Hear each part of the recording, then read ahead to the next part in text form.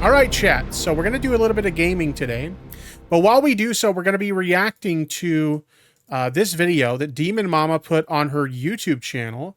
The SoulBunni debate. She says in air quotes because it wasn't really meant to be a debate. It kind of turned into one as things heated up a little bit.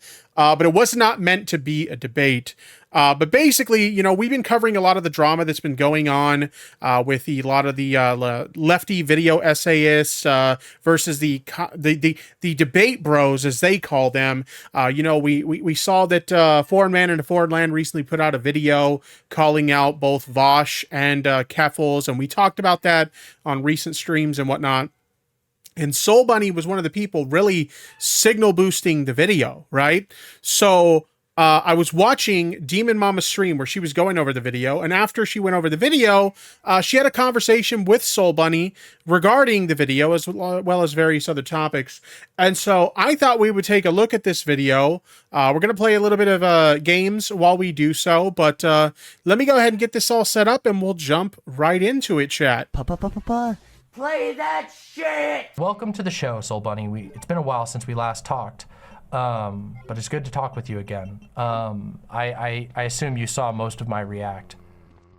Yeah, I saw most of it. I actually, you know, I'll say this. I was watching your Joe Lewis video like this morning when I was making breakfast, so... Oh, yeah, I had a really I had great no conversation. idea. Yeah, it was a really good conversation, actually, yeah. Joe and I go way back. Yeah, the conversation starts out like super cordial, and then eventually it gets pretty heated. Joe and I used to do the debate circuit together way back when. The hippy dippy... Hippy dippy and all that. Yeah. I'm a human. Yeah, it was, I really liked Joe, and I was really happy that I got to sit down and talk with him about a lot of stuff, and also, you know, give him a chance to I think his GoFundMe succeeded, which is awesome to hear. I like Joe a lot. That's great. Yeah. Yeah, me too. Joe's, What's going on in I think this especially, like, I'm younger than Joe, but, like, I feel like I feel like he's, like, at that mature age where he's gonna have a different perspective, I feel, or a take, like, I would say approach, Yeah. Maybe, hopefully. And I'm not saying everyone his age takes the same approach, but yeah. Yeah. BCC TV says this ramps up almost as quickly as a typical tanky debate. I'll take your word for it. Yeah, Joe's always been, in my opinion, he's always been fairly level-headed, and I don't know, he's made some people mad at times, but you know, haven't we all? So Yeah. yeah. That's So yeah, I guess I know you expressed in chat that you didn't really want to like defend the whole video. I honestly. I felt pretty poorly about this video. Oh yeah, I saw, and I said yeah. like, you know, you have every right to have your opinion, like, and yeah. I get a little tired, you know, of you know, it's not just like people sometimes euphemize it as like leftist infighting, but it honestly it goes more than that. It's the stuff that goes beyond. Like, infighting is going to happen. People have differing opinions on all kinds of topics, you know, even within like the same ideological quadrants or whatever, you know, like anarchists disagree with about all kinds of stuff. God knows the MLs can't agree with each other. They purge each other all the time.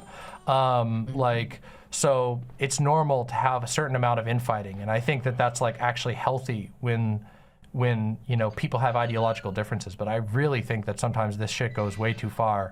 I have to agree with DemonMama here. I mean, like, no matter what online communities you're a part of, there's always going to be disagreements and drama and shit like that. As somebody who has been in online content creation since 2006, like, I've been in this game a long time, and I've been a part of a lot of different communities. I started out in the retro gaming community. For a while I dabbled in like tech videos.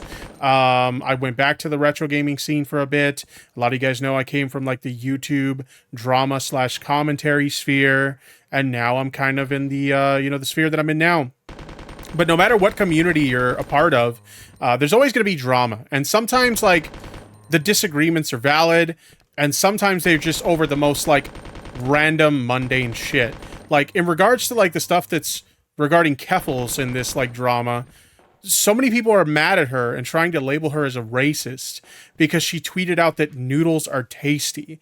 Like, I kid you not, 2 years ago, she put out a tweet where she said that noodles are tasty, and people are trying to call her a racist. And they're trying to say that anyone in this sphere who talks about noodles, like, they're dog whistling, like, anti-Asian racism and like really stupid shit like that. So it's insane to me to see that some of the stuff that is just being really over exaggerated and blown out of proportion in regards to this particular situation. But yeah, you know, Demon Mama's right. Like, there's always going to be drama within these communities. People aren't always going to just agree with things. And not just that, but that a lot of stuff just gets I have a huge problem with people like overstating harm. And I feel like that's something that happens all the time, especially with keffals.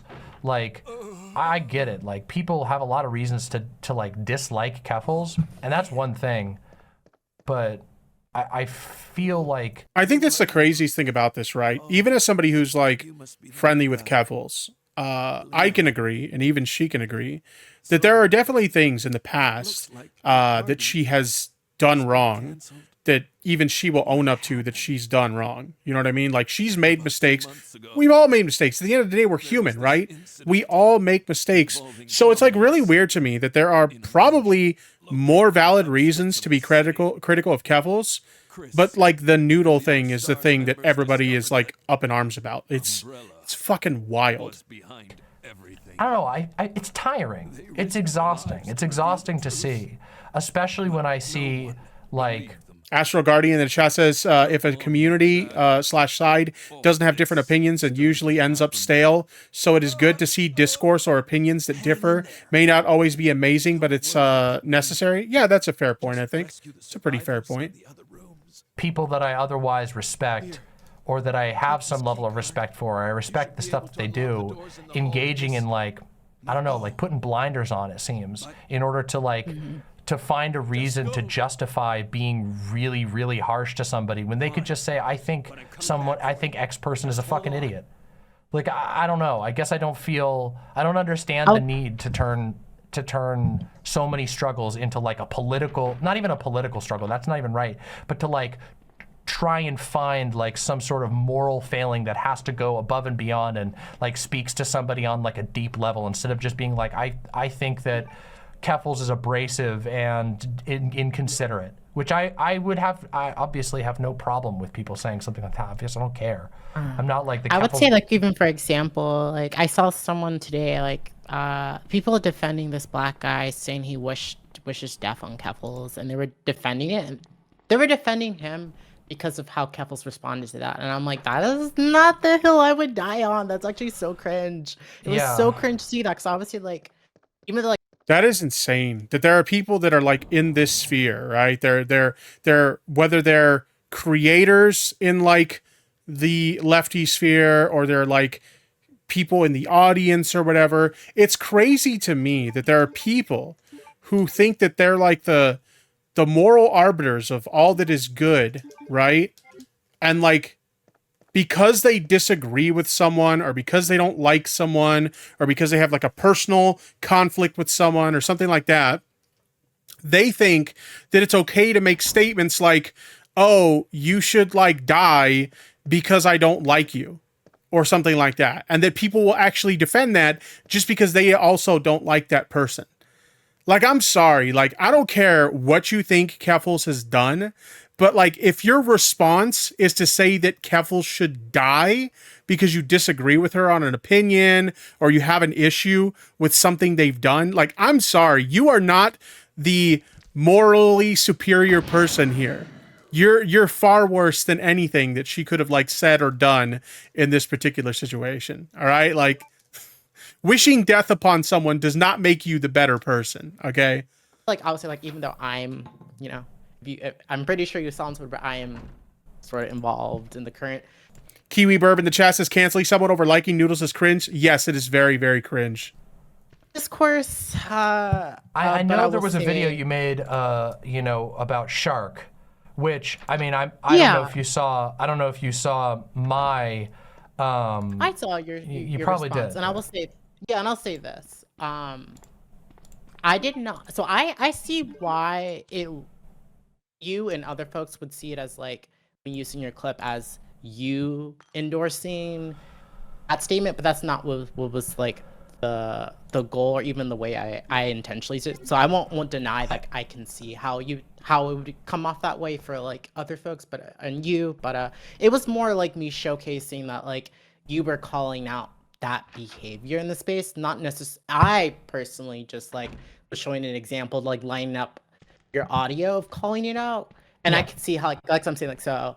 It wasn't like me trying to say, well, DemonMama is calling out Shark. One of the things that's crazy about this stream, like if you saw this when it was live, like there were so many people in the chat who were upset because they were saying that, you know, SoulBunni was making like dishonest arguments and DemonMama wasn't like calling her out. And you have to understand that like DemonMama is not fully understanding of like everything that's going on here, because DemonMama is not keeping constant tabs on everything that's going on in this situation. She's kind of like going off of the limited knowledge that she has in regards to this conversation, right? And it's like it's crazy to me that people got like so heated. I'll even admit though, to some extent, I got a little heated too. And DemonMama, if you happen to be watching this, I do apologize that I got heated in your chat. I want to be clear, I was not heated at you. I was heated at SoulBunni, because at the end of the day, you know, we got someone who's like trying to make one of my friends out to be a racist over like noodle tweets and really like mundane shit, right? So like I was pretty mad, but I just want to make it clear, DemonMama, I'm sorry. I wasn't trying to be a dick to you in your chat. I was heated, but it wasn't at you. I think we can all agree that DemonMama handled this situation pretty fucking well. But in any case, yeah, I'm sorry, DemonMama. I'm sorry I was super heated in your chat. No, because you never named names in that entire thing in that moment. Like you just said that this is misinfo, and that's not cool. Yeah, and I mean, I didn't. Emmy in the chat is saying, Tipster, are people allowed to enjoy tacos and burritos? Yes, if you are in my chat, you are allowed to like tacos and burritos. You have the taco and burrito pass. You can go right now on Twitter, and I can encourage it if you're a Twitter user. Go right now on Twitter and tweet out, I think tacos are tasty, or tacos or burritos are tasty. Feel free to do that. And you have the pass from me as a Mexican. I will not think that you are racist if you think that tacos and burritos are tasty. All right? Round of applause for that. I didn't assume that you had done it intentionally or anything like that. I think in my first response, I hope that came out clear. That I felt the need to clarify because so many people messaged me that I was in that video, and I wanted to be clear that I'm like, because I'm going to be completely honest. Like I've been open about this. I don't think the way that most people talk about Shark is particular. Hey, Perks in the chat says, no, she's racist because she legit uses the N-word. I have never seen any evidence whatsoever of Keffals using the N-word in private. So if you're going to make a damning allegation like that in my chat, you'd better have some receipts to back it up, because I have never, ever seen that. And based on what I know about Keffals, like that, no, that doesn't track. You'd better have some receipts to back that up. Really cool. But I'm also like, I'm not like the police of content.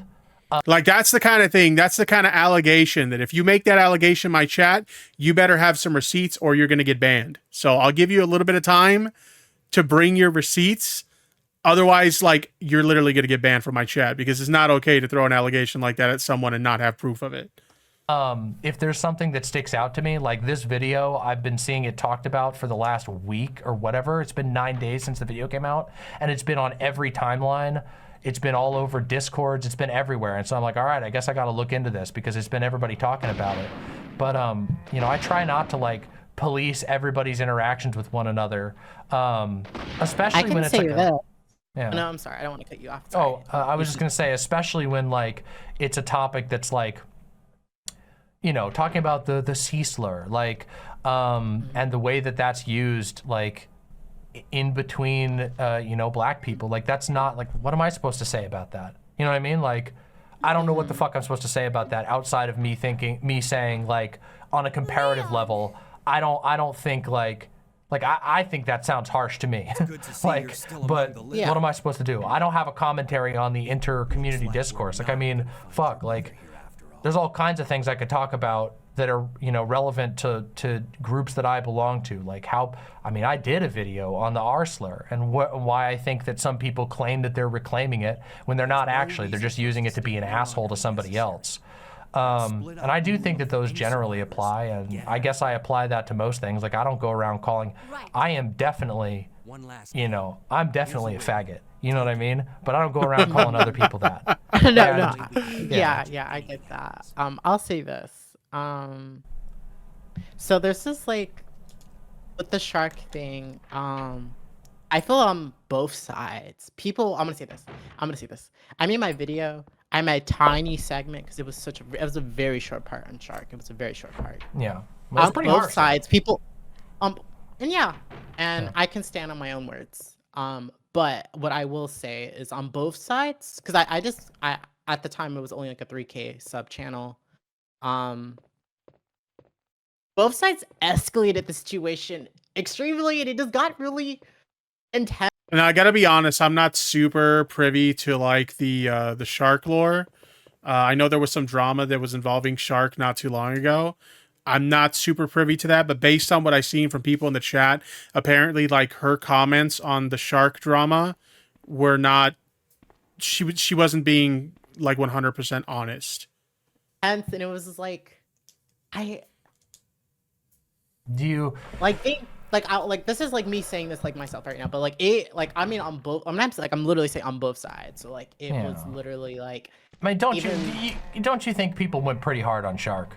Like, even if you dislike Well, that's him, what don't I'm you trying feel to like say, people are a little like- like Well, that's I what don't I'm know. trying to say, that on both sides, like. Shark is a good bean. Yeah, like Shark, I don't know Shark personally, but I've had like a couple of interactions with Shark, and he seems like a genuinely nice guy. Like, he seems like the kind of guy like you would never understand why anyone would even think about coming at him, because he's just like that nice, right?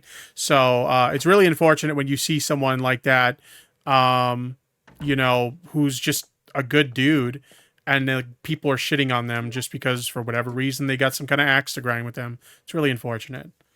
Like, there was things that, like, I don't even personally endorse that people were doing the most. Some people were really doing the most, and I had to tell, like, people personally, like, a creator. Shark being compared to Candace is insane. Yeah, I did hear that part.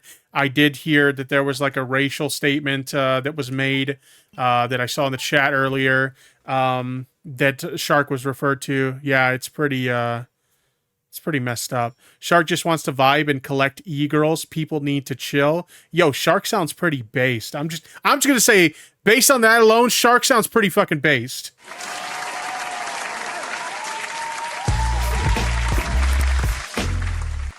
And I won't say their name, but it was like, I'm like, hey, like, that was kind of intense, and I'm also getting blamed for that. And it's like, I'm not over here sending my goons after folks. I'm not like. But also the way people were talking about it, as if like I was telling people to go to do the most that, like, I don't personally like I said, like, some people, like I said, it's on both sides, but even just for me, it's like for people in the MySpace, like, I do feel like some folks just like really took it to the next level, and I didn't expect that. Like, I had my own personal critique, and even with me saying whether you guys, you know, non-Black people, how they feel about that segment, it wasn't meant for it to explode into these things. But also, like, on the other half, it's like, I'll say this, like, I don't think my video would have ever blown up to the degree that it did. Like, it wouldn't have even got the numbers that it did if it wasn't for a 15-second clip circulating. Well, I mean, there's that. Yeah, I mean, that'll happen. Like, that's yeah, just something happen. as a content creator. Okay, Tay Perks in the chat says, yeah, I apologize. I didn't mean to accuse anyone of something they didn't do. That was Jalen. Yeah, here's the thing, right? I'm friendly with Jalen, but yeah, Jalen has said and done some shit that I 100% disavow, okay? I think that The unfortunate thing that happens with Jalen is Jalen gets attacked repeatedly by folks in the commentary community. And a lot of times, like, they push her so hard that she ends up having these, like, mental breakdowns. And as a result, she says shit and does shit that she later regrets. Now, that doesn't excuse what she said. It's 100% okay to criticize Jalen for some of the things she said, including that. But yeah, like, Jalen just needs to learn how to not engage with those people and just ignore them so that they don't push her to the breaking point where she ends up saying or doing things like that she later regrets. I disavow her actions. But yeah, she just needs to not engage with those people anymore. That's kind of where I stand on it. Yeah, exactly. Just block them and move on. There's a lot of like shitty people that I've had to deal with, especially over the course of the past, 3 or 4 months. And I just block them, I ignore them, and I move on. Because that's all you can do, right? I know a lot of people like to shit on people for like utilizing the block button and shit like that, but I'm just being real with you. Like, yeah, sometimes you just gotta block people, move on, and disengage. If you realize that it's unhealthy for you to engage with these kinds of people, then you need to go. You know what I mean? It's time to move on. Wait, since when are we able to go to channels of people in chat? I thought they got rid of this feature. It works on the app. Yeah, they brought it back quite some time ago. I didn't know. I think it only works for mods, though. I think it only works for mods and the channel owner, obviously. Especially, like you've gotten a lot of attention from this stuff. So I imagine your platform's growing a bit. It's definitely something you have to be conscientious about. I mean, I know I think about it. I think about it so much that fuck it. Jalen also seems like she needs time away from the internet. Yeah, I mean, actually, I would 100% agree with you on that. It would benefit Jalen a lot to kind of step away from the internet. I actually had a conversation with her this morning. She seems to be doing okay now, but I think that the best thing for Jalen is when she finds herself in these situations where people are like really on her ass and people are like really starting to attack her and harass her and stuff. That's when she needs to learn, okay, it's time to sign off for a little bit. And she doesn't seem to be able to do that. That's the real issue. But anyway. It can mess with you sometimes. Like, I mean, I've been doing this for 3 years now, and I know how everything that I say can be taken and so, but also there is a certain amount that you have to go, okay, well, if I say something super harsh and super Beelzebub in the chat says, ever thought about getting a white leaf site? That's actually in the works at the moment. It's probably not something that's going to happen anytime soon, because I'm in the queue, and from what I understand, the queue's pretty lagged up at the moment. But that is something that is a work in progress. So eventually, that'll be a thing, hopefully. Hopefully sooner rather than later. But I'm pretty excited about it. Inflammatory, that people might run with that. And yeah, so, I mean, certainly I imagine you probably didn't think it was going to go as far as it did with your current subscriber count and everything. But I don't know. I feel like, at least personally, when I look at that situation, I don't know everything about it. I don't know if there's like things. I mean, I haven't seen Shark respond in the same tone to the people who've been criticizing him lately. I mean, the amount of stuff I've seen, and I'm like most people would at least perceive me as being like closer to the Vosh sphere because I'm personal friends with Vosh. But in truth, as far as following goes, I have a pretty even keel. And I've seen a lot of comparisons between like Shark and Candace Owens. And when I hear that, I'm just like, man, that is like, I feel like that's just so overstating the case. Like, and I mean, like, I say that as somebody who's been fucking torn into. Uber in the chat says soon we will have an animated Tipster Wiggler. Hopefully. I'll have to ask Camel Spider if I can use it, because Camel Spider's the one that made it, and I obviously don't want to use it, their art that they created, without their permission. But yeah, if they're okay with it, then yeah, animated Wiggler for sure. To by people on really unjust things. Like, I mean, God, like, again, there was an entire period of history of my channel where people were accusing me of being a transphobe. And the reason why was because I made an argument in favor of self-identification. And that was then taken, well, if you believe in self-identification. That was part of the RGR drama, right? Oh man, I actually, I think it was Gay Fesh that told me about the RGR drama, and so I went back and I watched a lot of those debates, the ones with the one with DemonMama and RGR, and then the one with Vosh and RGR, and holy smokes, that was an interesting saga for sure. If you've never seen some of those videos, I highly recommend going back and checking those out because holy smokes, things got heated. Identification. And this is the telephone game that's played. If you believe that self-identification, you know, the going barefoot is pedo drama. Yes, yes. I mean, well, that was part. So there was several moving parts to it, but that was part of that saga. The whole like, what is it? If your partner has a foot fetish, and you go out in public with your partner and you're barefoot, and your partner's like, you know, there with you, then that's like, yeah, it was a really, you're crossing like sexual boundaries or some shit. That was a really, really, really dumb argument. Yeah, the Doe debate as well. Yeah, oh my God, there were so many ridiculous arguments in that saga. Seriously, go back and react to some of those debates. You know, maybe we'll do that sometime on stream. I really enjoy reacting to debates on stream, whether they're old debates, whether they're new debates. I love that shit. So maybe we should do that sometime, chat. Let me get some ones in the chat if you guys would be interested in revisiting some of those old debates. I wouldn't mind doing it myself. For trans people, that like a woman is somebody who identifies as a woman as a basic rule for how you treat other people, that means that you don't think that trans people are women before they come out of the closet, which is kind of a huge jump. Beelzebub says Tipster could continue the Keppel's lore review. Yeah, that would be fun. It's kind of a, like, I understand why she didn't keep up with the lore review. Like, I totally get it. But I was kind of bummed at the same time that she didn't continue with the lore review because I was looking forward to that. So many of the debates that that she was going to check out were debates that I had seen live, and I thought it would be fun to, like, watch her react to those. So it's a little bit of a bummer that she didn't keep up with it. So yeah, maybe we can do that, chat. Maybe we can do exactly what she did. Maybe I could make like a section of my Discord server specifically dedicated to lore review or debate reviews, and you guys can submit debates, old and new, that we can react to. And I think it would be like really fun. What do you guys think about that, chat? I think that could be pretty awesome. Anyway, we're kind of getting distracted here. Let's continue. In logic. But then that was justified to call me a transphobe and then compare me to, most commonly I was compared to the sex criminal Jessica Yaniv, which is in...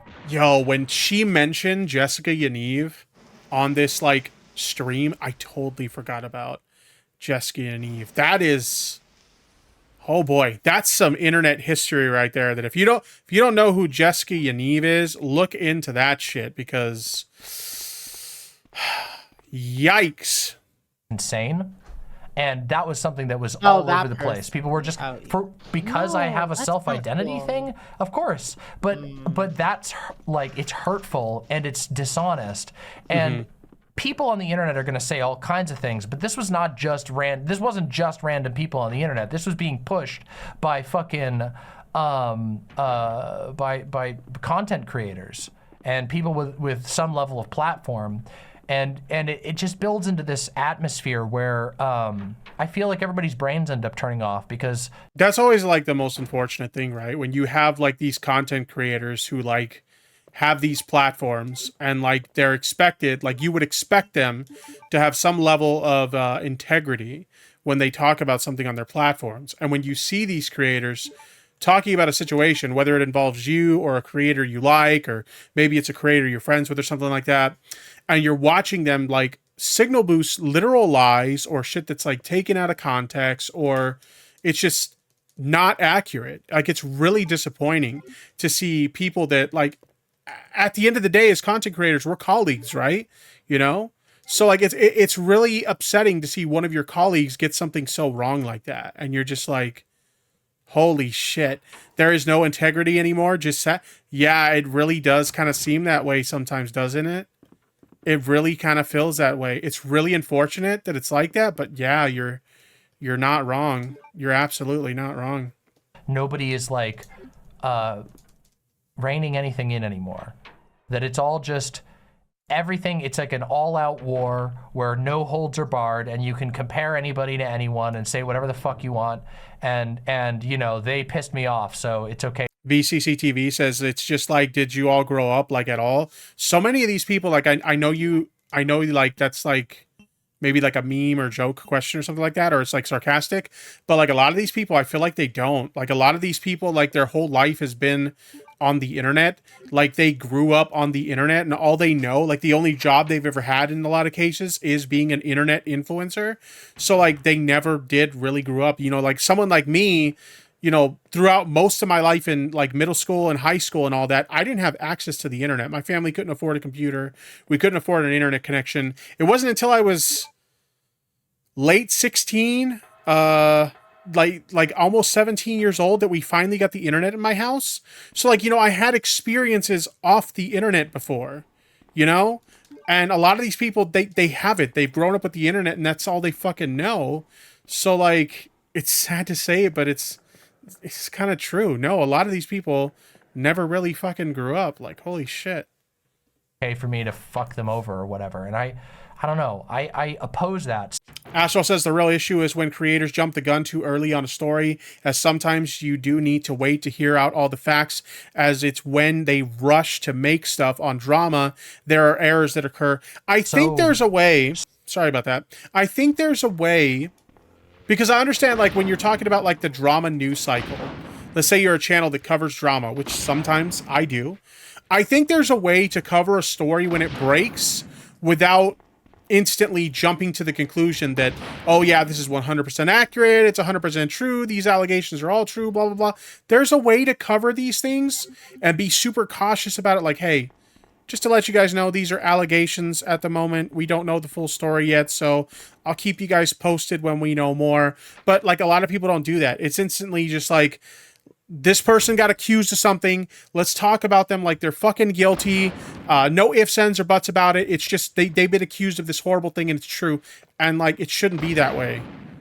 It should not be that way. But more often than not, unfortunately, it is. And nobody takes a look at like the greater context of like a lot of these things. You know, when somebody gets accused of something like really serious, it's just let's get out the torches and pitchforks and let's just cancel somebody over this thing that might not even be true. You know, it's pretty nuts, but that's the way of the internet. Strongly, especially because like most of the people that we're talking about here have had a modicum of success. Like, especially, this is especially true among like all marginalized creators. Like God, the amount of success I've had, or Shark has had, or even Vosh. Like, I remember just yesterday I was looking at a video, and I was watching a video, and in the sidebar, it had, in the recommended tab, it had one of my videos that I was reviewing for a clip, and it was like, finish this video, and then below it has the recommended videos, and it Ashley Ryder in the chat says, I just know I'm starting to learn that maybe it wasn't a bad thing my mom wanted me to wait until 16 to get on social media. Yo, let me tell you. So, like, I came from, obviously, you know, before kind of joining the communities that I'm involved with now, I came from the commentary sphere on YouTube. And, like, so many of the young creators in that sphere, they're like teenagers. Like, they're not even adults yet. We're talking about creators that in some cases are as young as, like, 12, 13 years old, right? Some of these like very young creators, right? And they get themselves in so much drama. They get mixed up in shit that, like, if I were that age, I would not even begin to understand how to address these type of situations or handle these type of situations or talk about these kind of things. So I'm with you on that one. Like, I don't think very young kids should have a social media presence. I understand that there's like some point when like kids are going to want to get on social media and interact with their friends and stuff like that. But I think that like nowadays, you know, parents don't do a very good job of monitoring what their kids are doing on the internet. And as a result of that, their kids get wrapped up in this really insane shit that they don't need to be wrapped up in. It happens more often than not. And holy smokes, like, yeah, I'm with you. Like, these young kids, they don't need to be on the internet that young. It was a my video, Vosh's video, and an H3H3 video. And my video had like, at the time, like 1.7 thousand, you know, views. Not a whole lot of views. It was a less popular video. Then we have Vosh's video, which had 65,000 views. And then we had the H3H3 video, which had 1.3 million views in 2 hours. And I'm just like, the scale of, you know, the scale that we're dealing with in these spaces, I think sometimes gets forgotten. Not that things should be looked the other way, but that when people are like comparing. There are parents who make social media accounts for their kids without considering the dangers of doing so.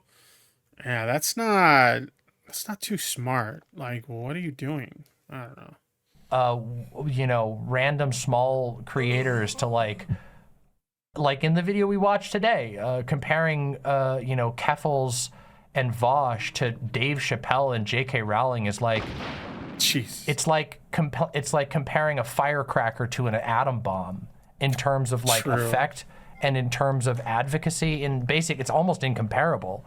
And I feel like when we get to that level of hyperbole, it just starts to break everything down, and it just makes the space nothing but toxic, right?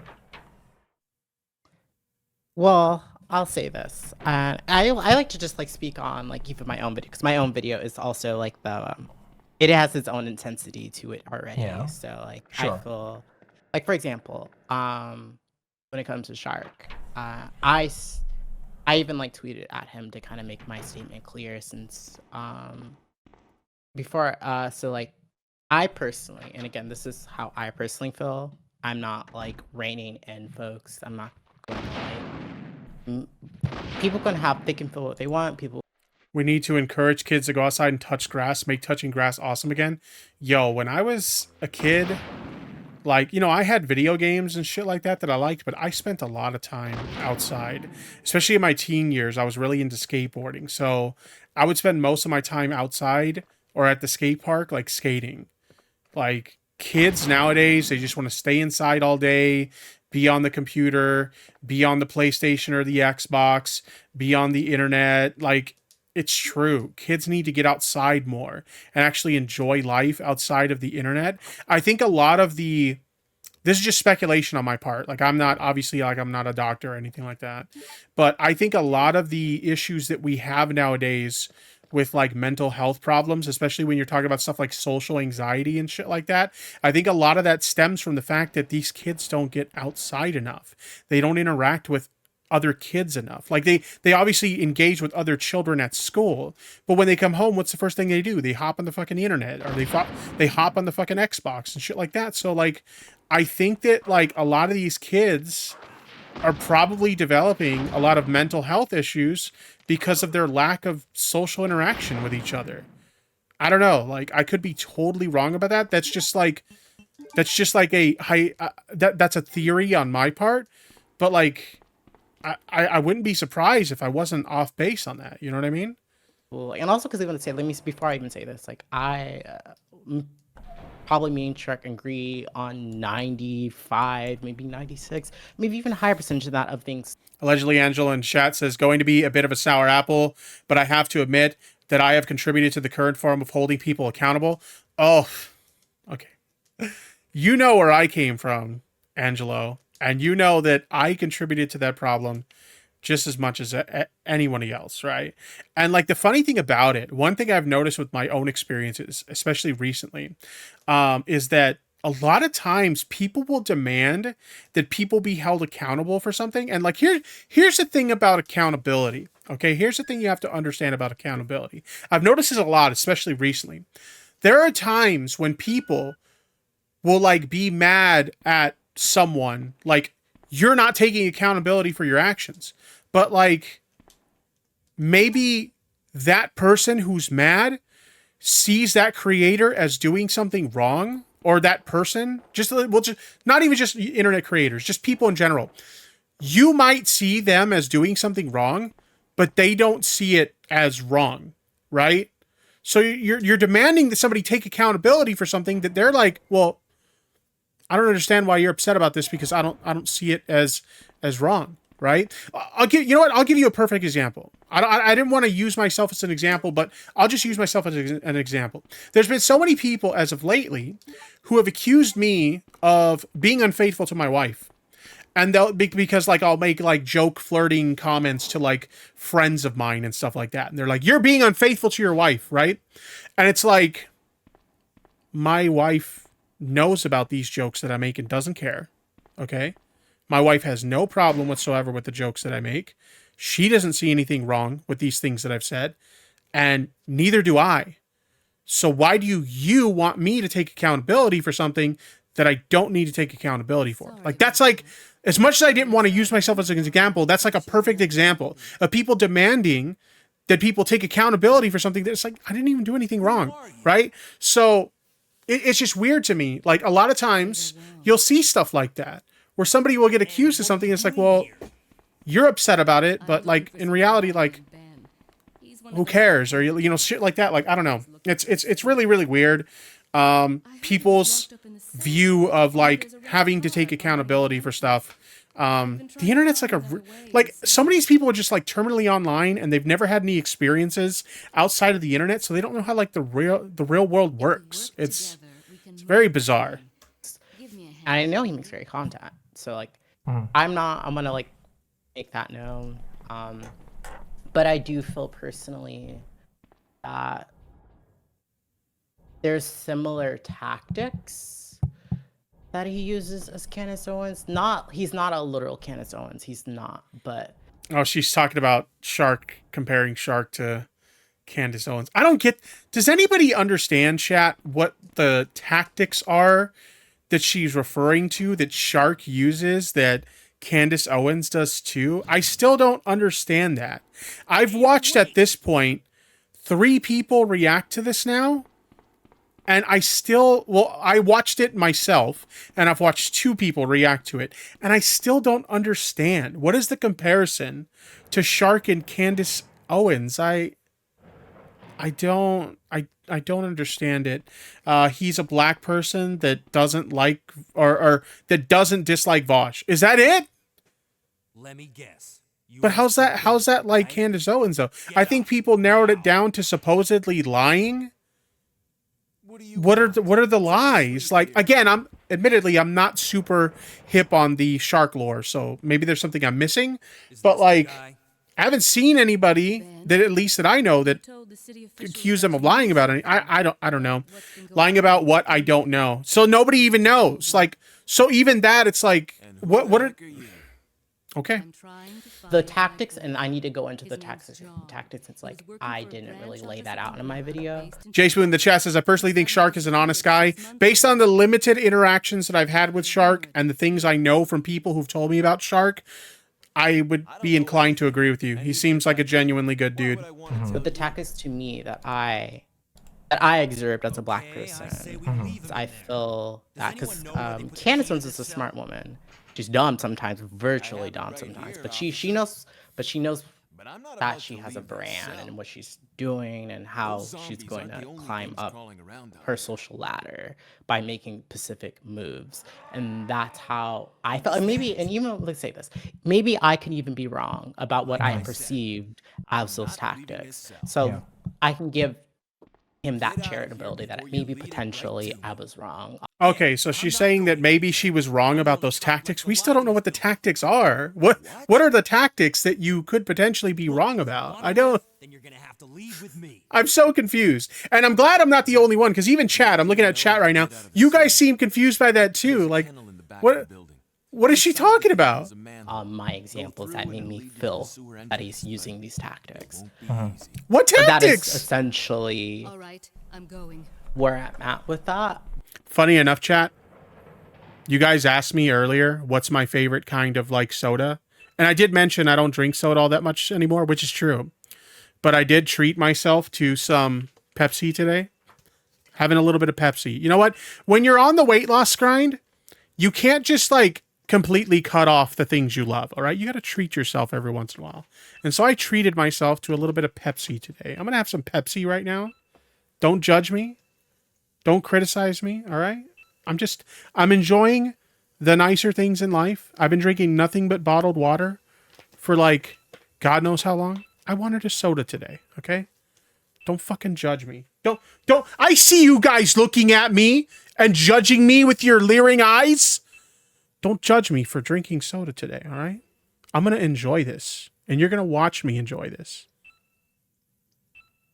Anyway, let's continue. But also just like after seeing like even his response video, I do stand in where I feel on things, but I'm still like. Little Crow in the chat says, all I wanted was one Pepsi, and she wouldn't give it to me. All I wanted was one Pepsi! Just one Pepsi! And she wouldn't give it to me! I love that song. I don't wish bad upon him. I don't... Like, I never expected, like, things to get to, like, again, like, people were talking to me as... Because, like, I'll say this, like, when everything was going down after my video uploaded and whatnot, stuff, like, I didn't, like... outside, like, the clip that went viral, viral, and you should try Topo Chico or some other kind of I love carbonated water. I love carbonated water. It's so good. Time to get institutionalized. Yes, I love that song. My sister, back in, I'm pretty sure I was still in high school when that song came out. My sister introduced me to that song, and I'm like, this, it's not really a song. It's more like music playing with a guy ranting. It's pretty good though. In our space, and I responded to that directly, but like I had a bunch of creators and other people in my comments, and I didn't respond to them. You know, I had certain people come back day after day, like relitigating things. I didn't respond to them. I didn't respond to their comments.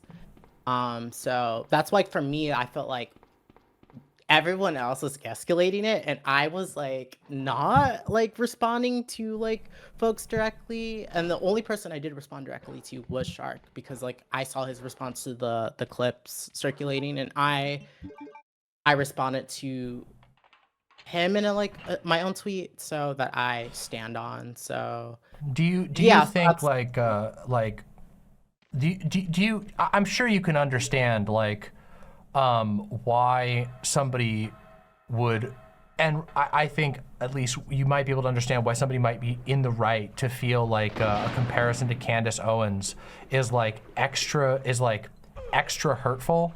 I can see why it's Suicidal Tendencies is a great band. So many memories. I feel old.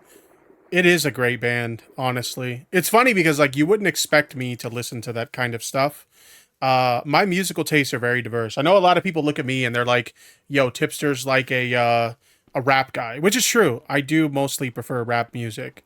But having said that, I do like other types of music as well. Like some of the stuff that I would listen to back when I was younger that wasn't rap is like Linkin Park, System of a Down, Suicidal Tendencies, Metallica, Dragon Force. I can keep going on and on. There were, you know what? My generation, I know everybody says this. I know everybody says this about their generation of music, but real talk, my generation probably had some of the best music. Like, maybe I'm just getting old, and so I don't like modern music. I think it's pretty trash. But I think my generation and the generation just before mine had the best music. Like 80s, 90s, and like the early to mid 2000s. Oh God, such good music. Yeah, right. And also like, but can you also acknowledge that like, My name's Leon. that like, so here's something I've talked about on my stream a lot. You've probably even heard me talk about this. These are spaces of reputation. Because of the way that the internet operates, your reputation is a lot. Gay Fesh says, wow, what a coincidence. The music you grew up with is your favorite. Give me a boost. I'll go. Shut up, Fesh. My channel got severely choked by the fact that I had. Don't make me take your wrench away, bitch. I won't do that. I love you, Fesh. Had some pretty huge, I mean, enormous. We're talking way bigger than anybody who's been talked about today. You know, bigger even than Vosh at the time. You know, content creators who were just obsessed with me, and I mean manifesto I know what you're level talking about. obsessed. You know what I'm we won't talking say about. this name, but I know what you're talking about. Yes. I know what. But situation, like that hurt my channel growth because there was thousands, I mean hundreds of thousands arguably of people who were told by a source of some sort that they had some trust in, that I was this, that, and the other thing, that I was harmful in this way, that I was dangerous. That was literally the thing that, some of the things that was said about me explicitly was that I was dangerous, a harm, dangerous to the trans community was one of the things that was used. That was broadcast to hundreds of thousands of viewers, with what I would consider to be actually fraudulent evidence. So in these spaces of reputation, you can probably understand where... Wasn't that Destiny that made that claim? Or that claim was made on a Destiny stream? It's fucking ridiculous. Or at least I hope you can understand why, like, making a comparison to someone as infamous and, in my opinion, very malignant as Candace Owens. Which, by the way, I can 100% understand why she's not naming Destiny. Like, I totally get it, because you got to remember, and I know we've talked about this, Fesh, but like, you know, when I first started getting into, you know, political discourse online and like the debate bro scene and shit like that, my entry point, like for a lot of people, was through Destiny's community. So my initial perceptions of DemonMama came from Destiny's community. So when I actually started watching DemonMama's content myself, and I'm like, hey, she's actually really cool. Like, it was like this real eye-opening experience of like, wow, like she's not as bad as the DGG crowd makes her out to be. But yeah, I can totally understand why she's like not even naming Destiny, because like, yeah, he genuinely gave a lot of people a really bad impression of who she was as a person. She has every right to be like, fuck that guy, you know? Might do some serious damage, or if nothing else, let's say that the damage doesn't happen, at least cause a very genuine fear of reputational damage, right? Can you hear me? Well, yeah, of course. The thing is, like, I felt so. Yeah, so that's like a given. That's like a given in this space.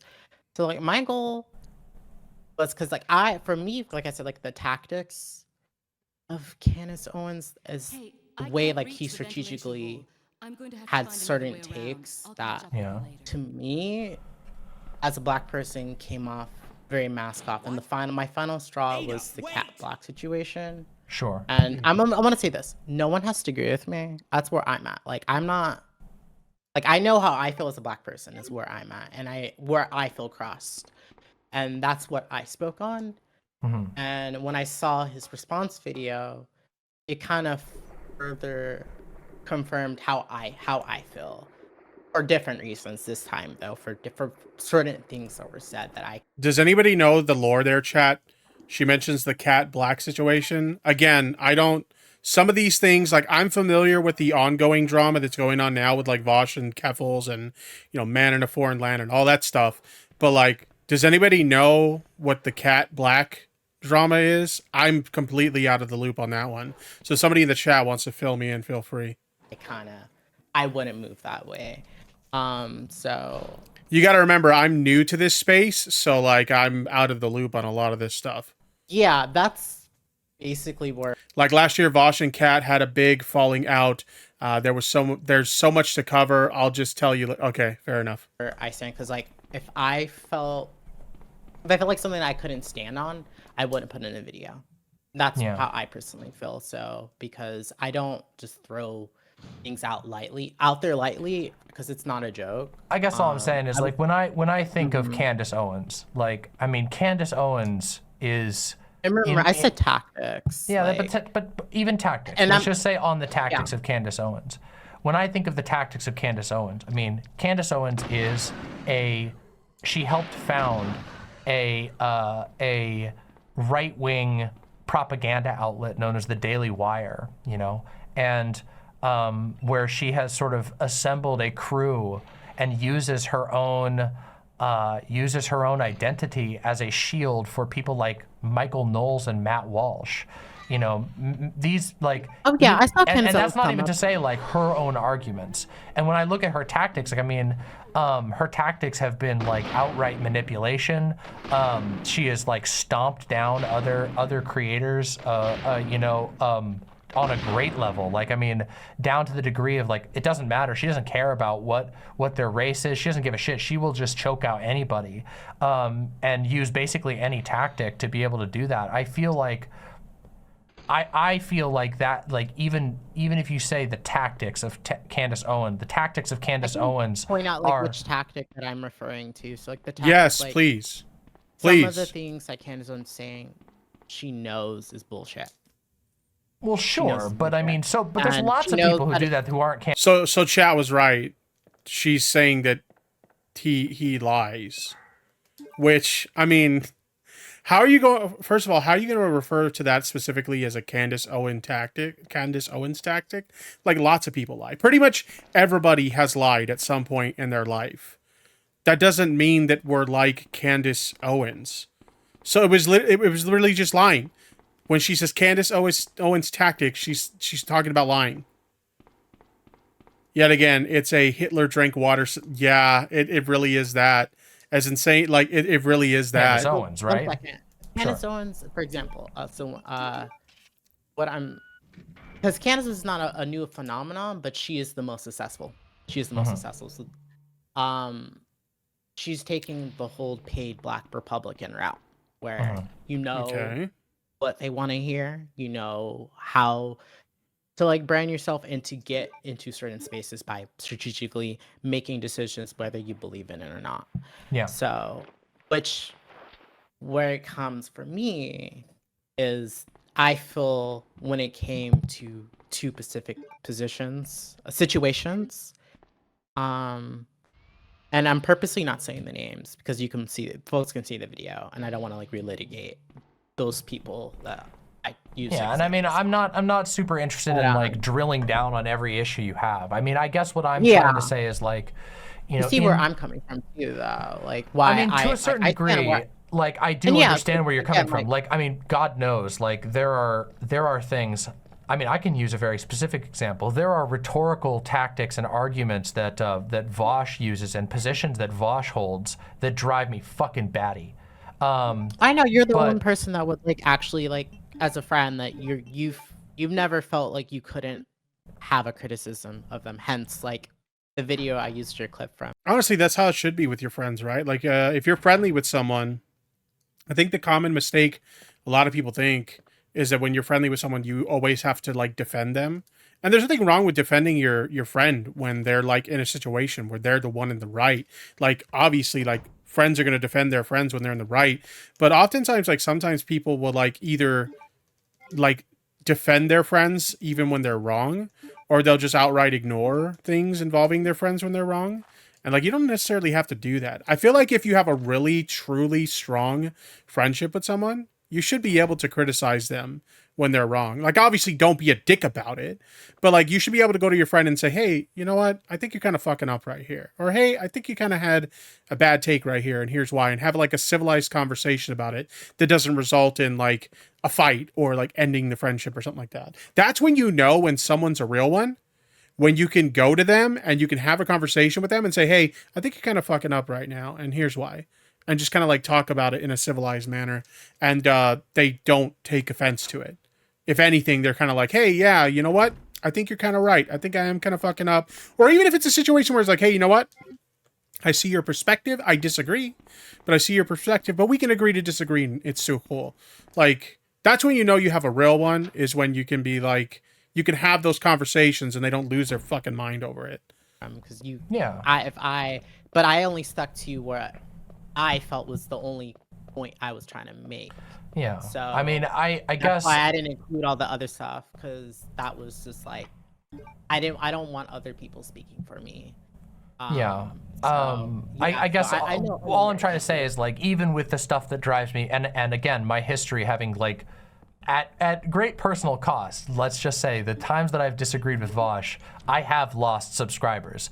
In fact, one of the biggest loss of subscribers ever happened with my last public debate with Vosh. I lost 1,000 subscribers in the course of like 2 days. It severely damaged my channel. My channel was not very big at the time. That was devastating. And I still published the video. I still put the video up. I still, stood by that, even though it made his fans, a lot of his fans very angry at me. But even still, like I can't imagine comparing Vosh to like, I don't know, Ben Shapiro or Matt Walsh or something, just because even if he has like an argument that I think that like a tactic that like is borrowed from those people, the comparison to such a major figure is so severe and so like hyperbolic that it comes with implications that you can't control. Like even if you were being spicy or whatever, which, you know, people fucking talk mad shit. Was an example as like an archetype is what's the point. So it wasn't that I was trying to say he's using the tactics of a right ringer. That's not was ever. She's having a really hard time trying to explain why she thinks Shark is like Candace Owens, because there's no comparison there. There's literally like no comparisons there whatsoever. Even if like the tactic she is referring to is just lying, lots of people lie. Like it's not specific to Candace Owens. A lot of people lie. So that's why she's struggling to explain the rationale in her comparison, because there is no comparison. There literally is no comparison between the two. 100%. What that means, and I can get how. But you gotta admit, Candace Owens is a pretty spicy archetype to pick. Like, yeah, especially no shit. It's specifically a black archetype, but I'm pointing out that black people are well aware of within our community. But Candace Owens is the one example that people in politics is well aware of that utilize these specific. My apologies if you guys can hear all the noise in the background. Family just got home. Tactics as a black person. So I mean, again, like that segment was meant for black folks. It wasn't really like that was me speaking as a black person on how I genuinely. Wait, did she say that, Fesh? It's a black thing, you wouldn't get it? Hold on. Let me run that back. Did she really say that? I didn't catch that. I was a little distracted by people coming in the house right now. Hopefully this is far enough back. Which, you know, people fucking... You're paraphrasing? Okay. Talk mad shit. Candace was an example as like an archetype is what's the point. So it wasn't that I was trying to say he's using the tactics of a right ringer. That's not was ever what that means. And I can get how. But you gotta admit, Candace Owens is a pretty spicy archetype to pick. Like, especially. It's specifically a black archetype, but I'm. Oh, okay. I see what you mean. Yeah, I mean, she kind of did say that. Not in those exact words, but she kind of did say that. Oh my God. Pointing out that black people are well aware of within our community, but Candace Owens is the one example that people in politics is. So, like, what I gather is everything, when it comes to, like, every argument that SoulBunni has, it all comes down to identity politics, which... Identity politics is like the most annoying thing in the world. Can you imagine like anytime somebody disagrees with me, like I play the Mexican card? Like how annoying would that be for you guys? Like guys, I'm a Mexican. You can't criticize me or you can't disagree because I'm Mexican. Like that would annoy the shit out of you guys. Like so it really comes down to that. Like every argument she makes is it boils down to identity politics. Is well aware of that utilize these specific tactics as a black person. So I mean, again, like that segment was meant for black folks. It wasn't really like that was me speaking as a black person on how I genuinely feel and where I stand. But also, like I said, when I go back to the response. Imagine if I couldn't tell you that Jack in the Box tacos are horrible because you're Mexican and so you know better. That would be absurd. I'm clearly correct. Look, Gay Fesh, we're not having this conversation, okay? Jack in the Box tacos, while they are not comparable to authentic tacos, are absolutely fucking delicious, okay? I don't even care if whatever they are wasn't in the shape of a fucking taco. They could serve it up as slop in a fucking bowl. For whatever reason, it tastes delicious, all right? So fuck you. This video, like, there's a conflation that he did with the C word. And again, I'm mixed. I'm Afro-Latina. My dad's Hispanic, mestizo. My mom's black. So Niall says Jack in the Box cooks panda meat. I remember like there used to be a rumor back in the 90s that they served kangaroo meat. I don't know where that rumor came from, but that used to be a thing that people would say that Jack in the Box served kangaroo meat. Whatever. He conflated C word because it's a conflation of two. Which, by the way, even if that shit were true, that Jack in the Box is fucking delicious. That shit wasn't gonna stop me from eating it. Two N words, one in English, meant for women, black women. Oh yeah, true, Niall. You're Australian, aren't you? Holy shit, I totally forgot about that. And one N word in Spanish. And that I took very personal because those are the C word, the usage of the C word, and those N words have two completely purposes, usage, and meanings that are not equivalent at all.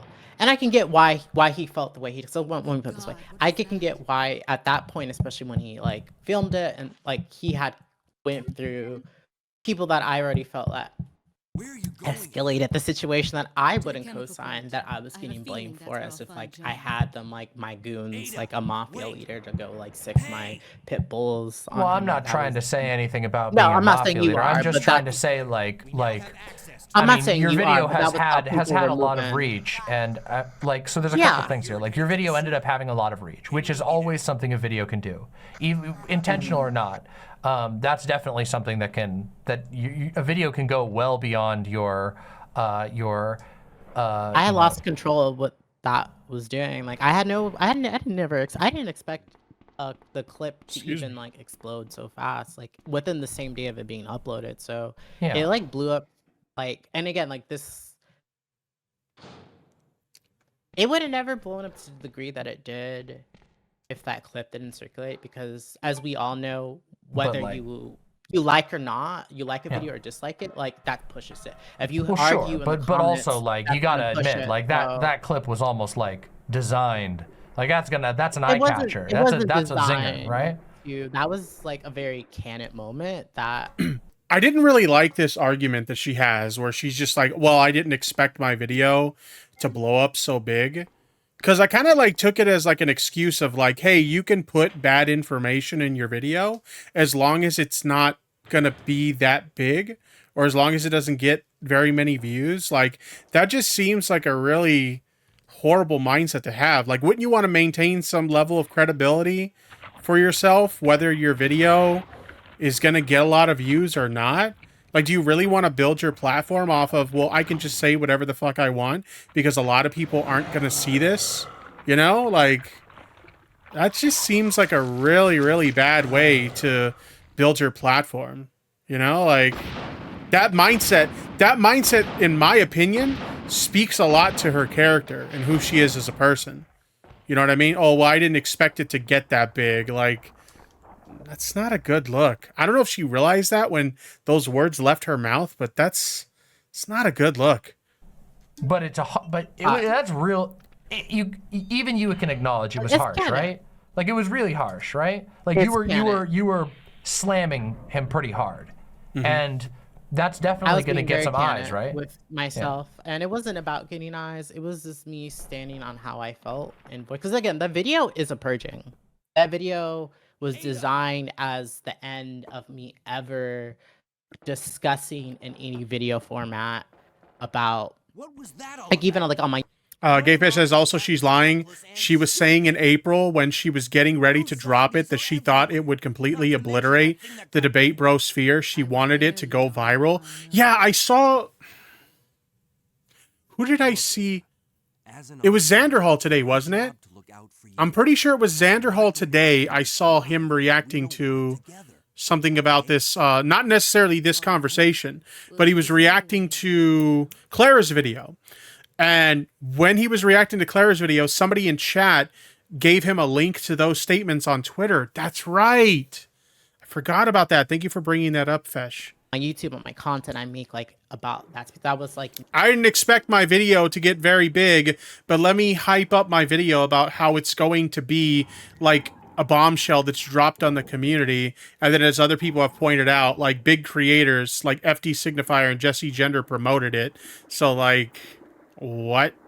me getting out all how I felt and what I observed over this time, and I laid it out, whether good editing or not, or some parts that I probably would have done differently. that's what the video was for. It wasn't to, I didn't like that. So that's where it goes. Like I said, like that was really a canon moment for me in there. And because I was contemplating, do I even include that part? Because I know that in my content, I don't even, like I usually have like this ASMR approach, and I usually don't like break character and like have like a very like super stern tone. So it wasn't already like really with Worst tipster take? What do you mean? Why is that? Why did I have a bad take?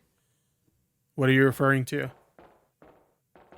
the way I was like designing my channel, the way to be like kind of like this art ASMR approach to me discussing how I personally, my perspectives on racism, etc. whatnot. That's fair. But So I yeah. guess what I'm trying to say is like the video to me, like just gonna be 100% real. You had Keffels, Vosh, Shark. I think that was all three. Let me see, maybe in the thumbnail. And Merrick. And Merrick. So you know, a lot of people who let's just say are hot buttons on Twitter specifically. You know, like even before joining this space, like I seen Merrick around, like on the internet or whatever, and like obviously, like I've kind of gotten to know Merrick a little bit, you know, as of late, and like Merrick just seems like one of the nicest people on the internet. Like, why do so many people fuck with Merrick? You know what I mean? Like, why do so many people like have to like bother and like harass and just like fuck with Merrick so much? Like, she just seems like really fucking nice. It's like Shark, right? Like Shark got fucked with, and like everybody that I've talked to, they say Shark is like the nicest fucking person because she's a sex worker and they're sexist. I mean, I have definitely seen a lot of people come at her for that reason, and I think it's really dumb. Specifically, it seems to me like, if we're being honest here, like you were definitely trying to reach outside of your circle with that one. I feel like you gotta be honest about that, right? Like if you're putting the face of like 4 controversial people on the cover of a video, like that's what we call in the business, you know, you're making a thumbnail. You're making a catchy thumbnail, arguably even clickbait. Like, which, by the way, like I always laugh when there are people in 2023 that still bitch about clickbait on YouTube. Okay, y'all let me tell you something. As somebody who's been on YouTube since 2006, y'all motherfuckers don't know shit about clickbait. Okay, who in this chat? Let me get a one in the chat if you guys have been around this long. Who in the chat remembers like the days when you couldn't make a custom thumbnail? Basically, YouTube would auto pick like the middle frame, whatever was like in the perfect dead center of your video. They would pick a random middle frame and they would auto generate that as your thumbnail. You had creators like Philip DeFranco who would take advantage of that, where like in the very center, in the very middle of their video, they would stick like a random image of like tits. So it would just auto generate the thumbnail with titties as like clickbait. So to those people out there that want to bitch about modern day YouTube clickbait, y'all don't know shit about clickbait until you've looked at your sub feed back in like the late 2000s and saw like literally titties galore in your fucking sub feed because people were clickbaiting like the auto generated thumbnails. Like it was insane. that's like, I wouldn't say clickbait, but I know that it would definitely potentially reach. But you're reaching for an audience still, right? Like I can admit that I do that in all my videos. Like all of my videos. Like, Do boots what? That's wild. Yeah, literally, like that's how like Philip DeFranco initially built up his platform. Is he would just put a random image of tits smack dab in the middle of his video, and the auto generated thumbnail would just pull up tits. Like obviously not nude tits, that would break YouTube's terms of service, but yes, that's the way that like a lot of people used to fucking clickbait their videos. Oh, and then who remembers the reply girls that would like blow up their platforms off of responding to videos, and like they would just like have their cleavage hanging out and stuff like that. Like that was a big thing in the early days of YouTube too, reply girls. Pretty funny shit. God, I'm really dating myself tonight, ain't I? Right? I'm really sounding like an old fucking fart right now, ain't I? Because I'm an entertainer, so you know. But I'll say this: like, I thought when they would have seen it, it'd have been like 3 months later because of how small my channel was. I had no idea it would ever do anything. I thought I'd never get anywhere to. Again, that's like really insane logic to me, that just like, oh, because I'm a small creator and I don't think I'm going to get much traction on my video, I could just say whatever the fuck I want and nobody's going to see it anyway. Like, I could not imagine trying to build my platform with that mindset. Like, you want to build a platform based off of like credibility and integrity, especially when you're covering the kind of topics that a lot of these like video essayist type creators do. Like, you want your audience to know that when you say something, that you actually believe what you're saying, that you actually, you know, have the facts to back up what you're saying and stuff like that. So when you're making the argument that like, oh yeah, I just said all this stuff in this video, but I didn't think it was that big of a deal because I didn't think it was going to get that much views. Like, come on, like that's not a good argument to make. Twitter discourse, like that's because again, like and again, as Gayfesh mentioned before too, like she was lying because she was on Twitter hyping up this video before the video came out. So it's not exactly being truthful. It was all mostly pertaining to Twitter discourse, right? So let me see. Most of the topics on there were tied to Twitter discourse in some way or another. Some parts was tied to stuff. There was still like YouTube segments. There was at least a handful of YouTube stuff. So there was probably 60% of Twitter and 40% YouTube, because it's definitely a mixture, because I know my own video for sure, the way I even approached it, because it was very much like, even the way I went about like things, like I explain the traits and the behaviors, and then I used examples, and that's kind of how each chapter was structured. So when it comes to the figures in the thumbnail, that wasn't just like, obviously I knew me even criticizing or even like using them as examples was going to obviously get reach, and people are going to see it and watch that, and probably potential people from those spaces. That's a given. But remember when Annoying Orange was popular? I never understood the appeal of Annoying Orange. Just as the name implies, I found it very annoying. I didn't get it. It wasn't for me. You know, it sounds like the answer is like yeah, you did know that it was going to reach beyond your space, that it wasn't just intended like, well, yeah, of course, it wasn't like a tea party. You were kind of backing off. You were kind of. I'm not trying to grill your opinion or anything. It was just, it kind of sounded like you weren't. I misinterpreted what you were like implying, but now I get what you mean now. It's you know, like party for friends video at all. Like I knew that. Like, I feel like if you were gonna do that type of what is this? What is happening right now? What a fucking Weasley little liar, dude. What is she saying? I didn't think it was gonna get that big, but then I did think it was. What? thing, like you could post a rant that you put in a group chat or something, which would be a totally different thing. If this was like a you know, you ranted in a video to a group chat, but this was a public facing video, you made a thumbnail that was super eye-catching, it definitely went well beyond just like, you know, a rant to your friends. Well, again, like, and also like how I'm going back to, like, I was extra small, so I had never thought it had ever reached outside of fans that would engage with it on both sides of things. So like, again, like I was coming from this place where no one was ever playing. Gayfest says she's such a weasel. True. What a fucking Weasley little liar, dude. In my video that was from that space, or either space. Like it wasn't. I was just like it. Twitter is what blew up the video. Like Twitter. Sure. Again, like that happened. That'll happen too.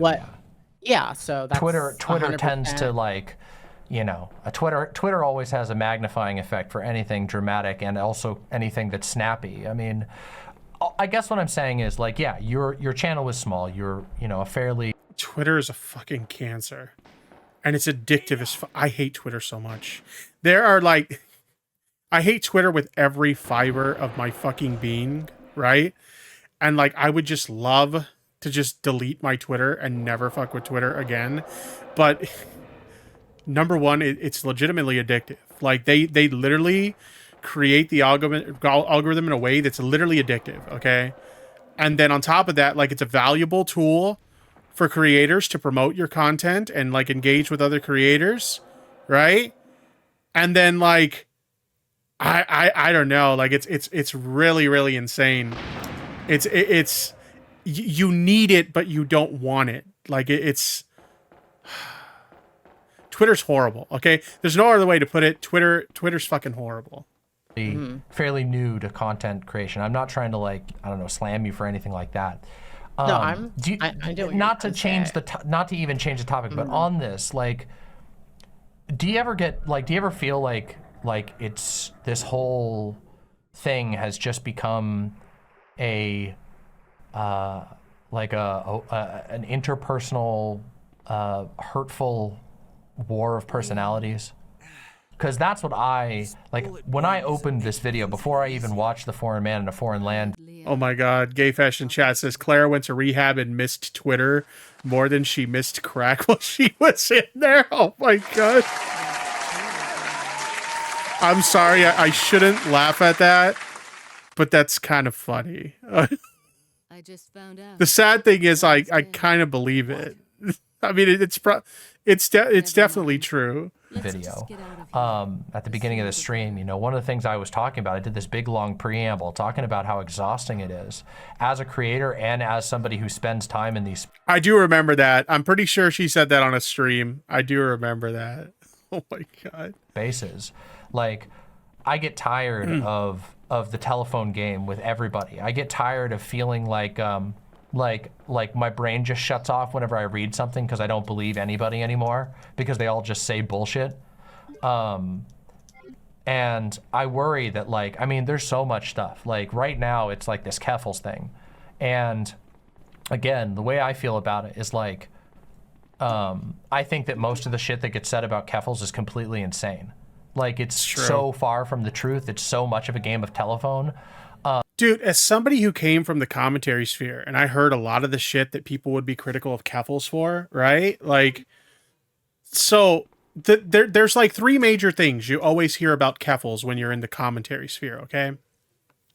You hear about Catboy Ranch, which I remember, even as a commentary guy who was critical of Keffals at the time, I remember somebody brought me the Catboy Ranch story, and I looked at it, and I'm like, my dude, like one of the most incriminating, I say in air quotes, pieces of evidence that you guys are using against for the Catboy Ranch allegations, it's not even the Catboy Ranch server. What was the server called? Like Femboy Hangout or some shit? And it's like, that's not even the same Discord server. Like, what the fuck? So I never covered that story because I was like, this is obvious bullshit, right? But like in the commentary crowd, you hear about Catboy Ranch, you hear about deplatforming Destiny, which, by the way, Destiny himself does not believe that Clara was responsible for him getting banned on Twitch. And then the other thing you hear about is the GoFundMe scam. The GoFundMe scam. And it's all based off just like pure speculation of how the money was used and stuff like that. So when I came into this sphere, right? And I heard that when I heard about some of the things that people were like trying to cancel Keffals over, I'm like, Noodles. She said retard, Picroos. What? like what? Like I hate to give a rare W to the commentary crowd. But at least with the commentary crowd, when somebody gets canceled for something, it's like real shit. Like somebody abused a kid, somebody, you know, essayed someone, you know, scammed their audience out of money and shit like that. You're never going to see in the commentary crowd somebody getting canceled over Noodles and saying retard. Like that's never going to happen in the commentary crowd. As cancerous and toxic as that fucking community is, they will never cancel someone over saying that noodles are tasty. Rare commentary fucking W.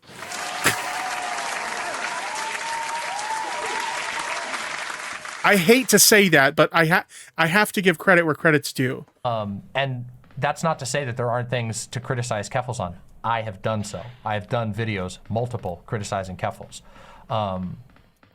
See, that's the same thing I've said too. Is that like there's valid reasons to be critical of Keffals. And I've said this before, like based on conversations I've had with Keffals, there are things that Keffals will look back at and say that, yeah, I did that and that was really stupid. That was really fucked up. I shouldn't have done that. And like, you know, there are things that are legitimate reasons to be critical of Keffals. But like noodles and some of this other shit that people make a big, it's dumb. It's really, really dumb to see some of the things that people try to make like a mountain out of a fucking molehill with when it comes to Keffals. Even some of my videos where I was positively agreeing with Keffals, I ended up working in a lot. I think the reason why me and Keffals get along so well is because of the fact that we both have a very odd way of pissing off a lot of people without really trying to. Like, I have that reputation of really pissing people off without trying to, and so does she. So I think that's why her and I just get along so well, because we're just like, shit, how did we piss people off today?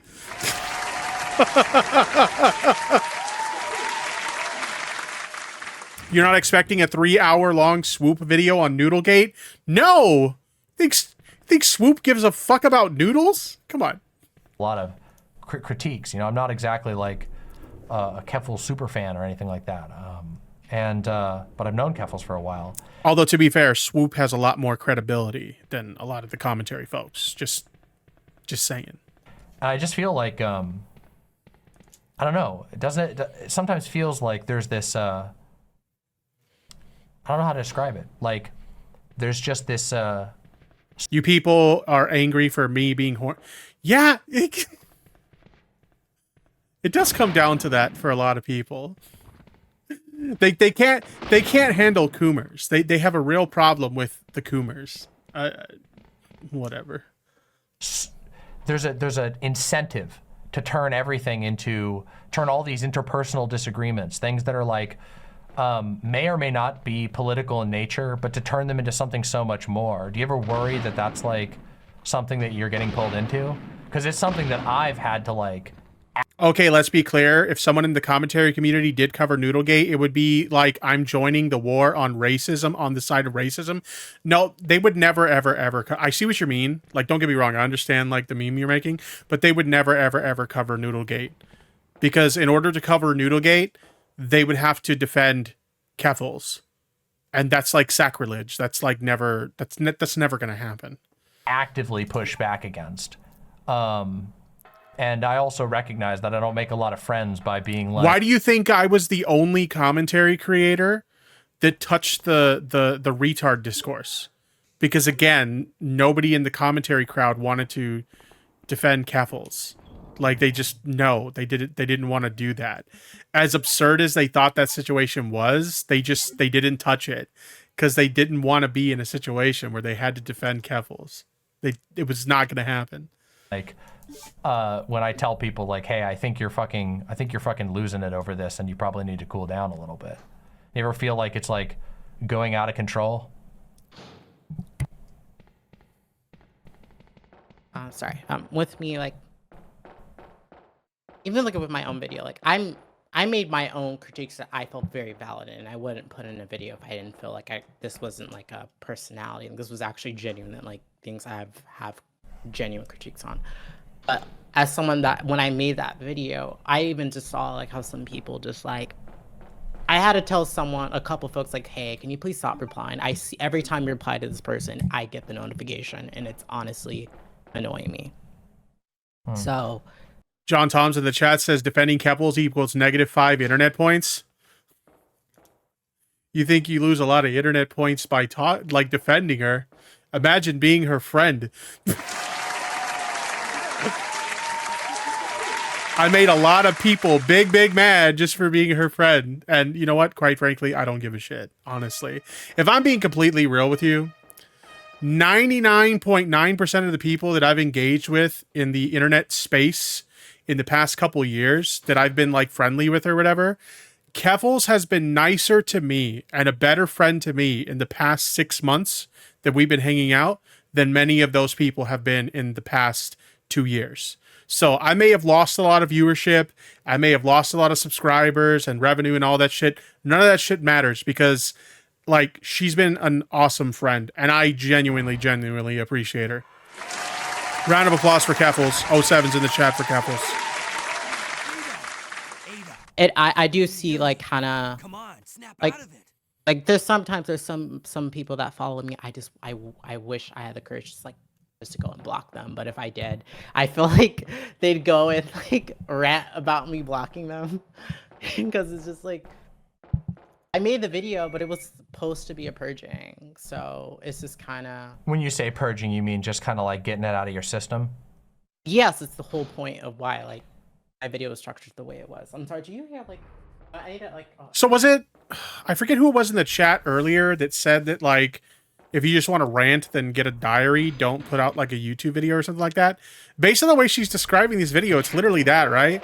She's just like ranting in her video. Something that probably should have just been like a private rant in like a diary, as somebody in the chat said, or just you know, maybe ranting amongst friends or something.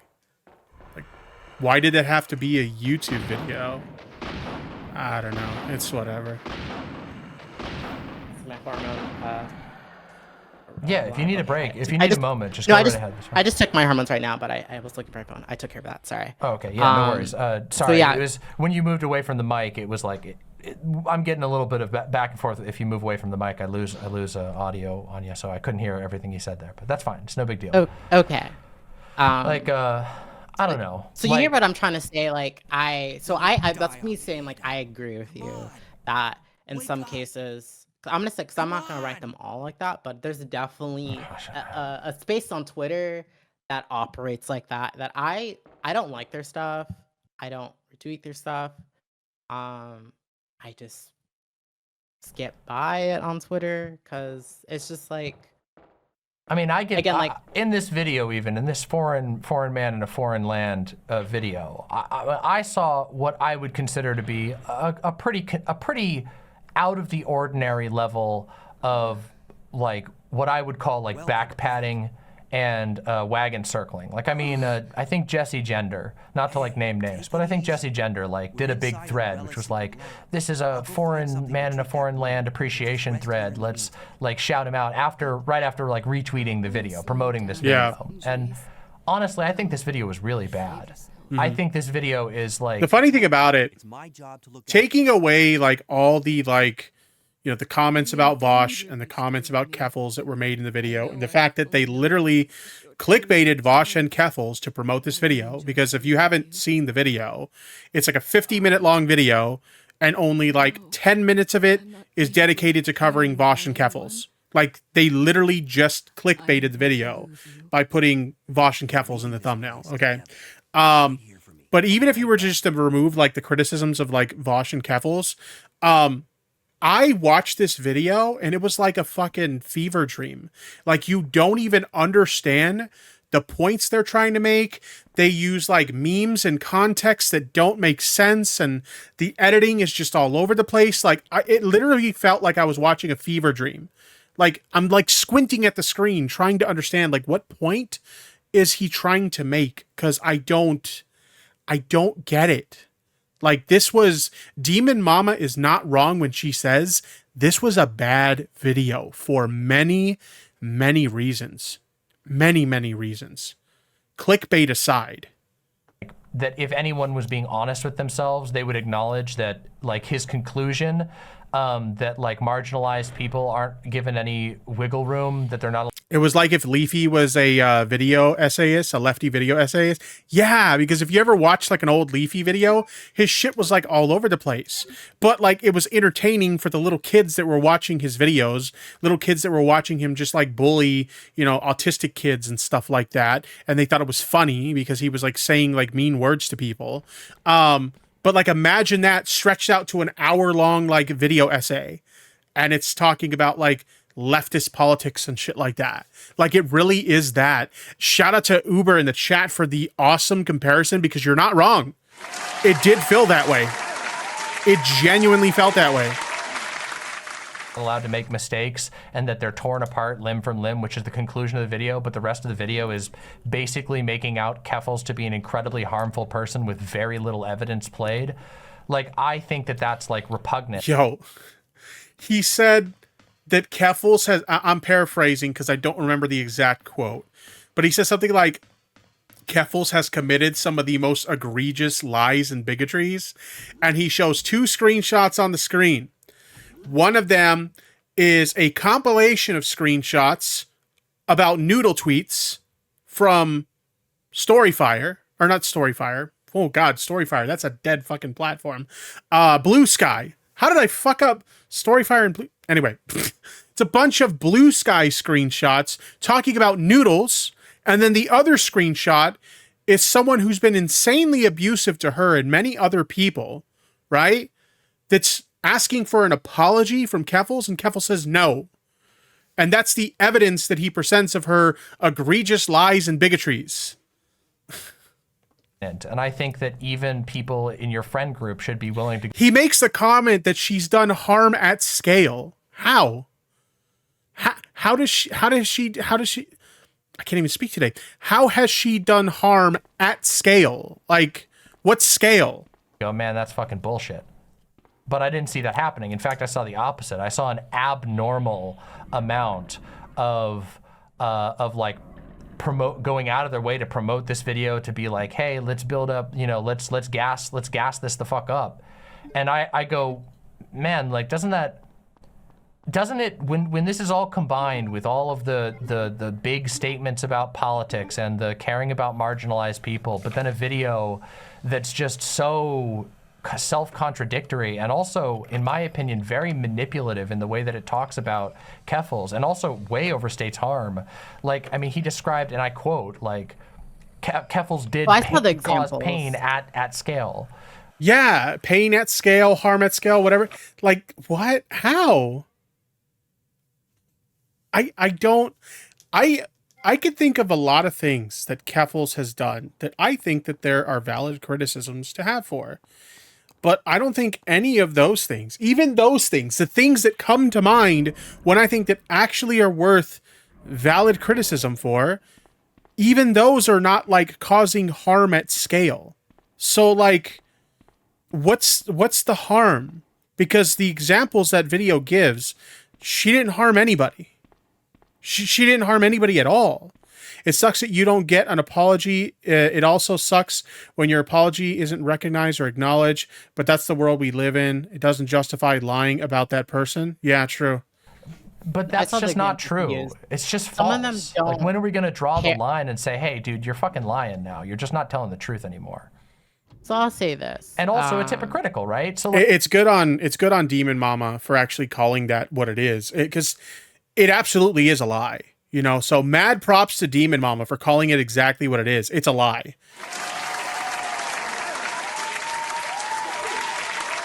What a fucking Weasley little liar, dude. Like, where is this? Why is there so much,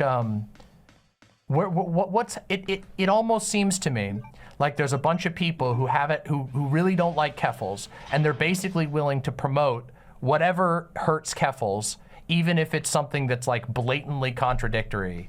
And do you ever get worried that that's like a toxic space, and that like there's problematic behaviors in that type of... 1 second. Yeah. Because you said a lot there. Sure, sorry, I know. I'm 6 hours in. I can get a little rambly, and I apologize. Yeah.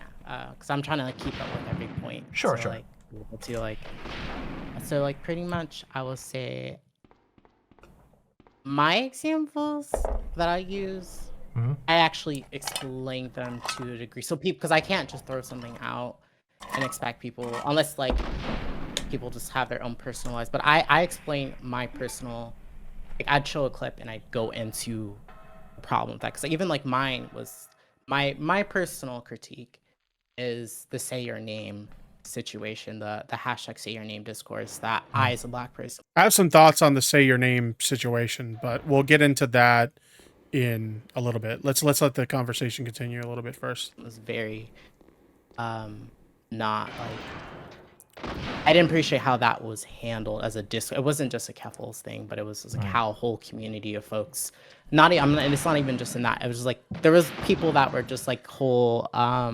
orgs that were using hashtag say your name that are not like connected to anyone on any leftist online spaces.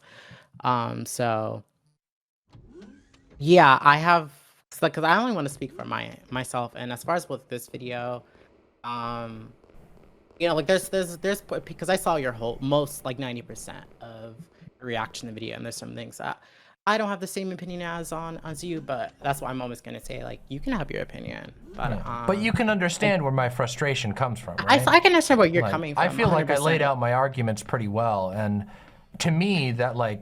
Again, I don't mean to interrupt you here or anything, but like, I get your logic, this, though. This I'm video not is saying I pretty don't get it. emblematic of the type of behavior I'm talking about, which is basically it's this Machiavellian approach of being willing to basically lob any accusation while out of one side of your mouth saying, you know, marginalized people don't catch any breaks, and every mistake they make gets jumped on by the right and the left, and nobody gives marginalized people of any stripes any room to grow or to exist as a person. You fail once and sometimes your entire life ends.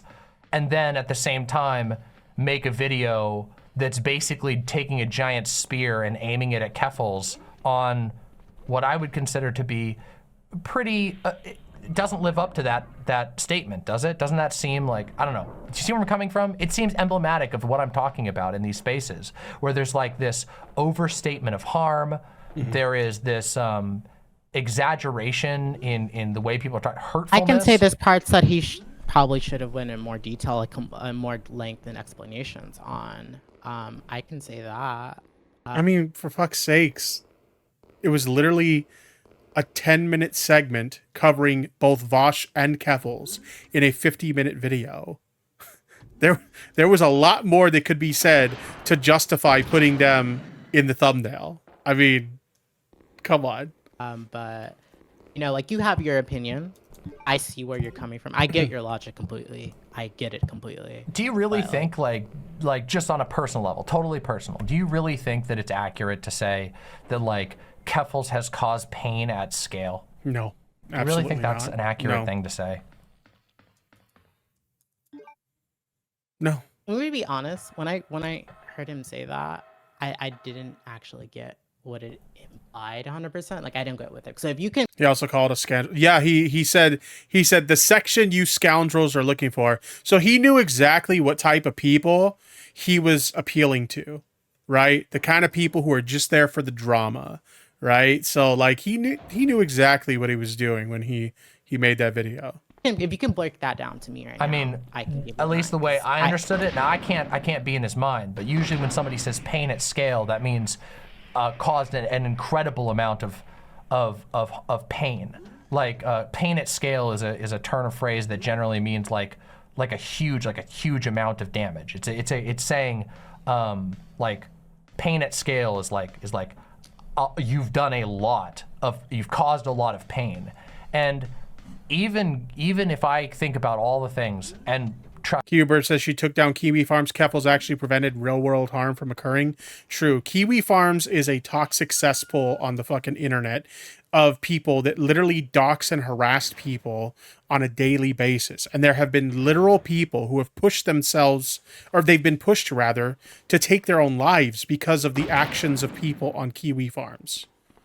Like, I'd say she's probably done more good than most people that are in like leftist, politics content creation, compared to like, because so many of these people, they just go on these live streams and they speak a few pretty words and give a few hot takes on things, and they think that they're actually like changing the world. I hate to tell you guys, you're not really changing anything by sitting on a live stream and like talking politics. All right, you're not really changing a whole lot.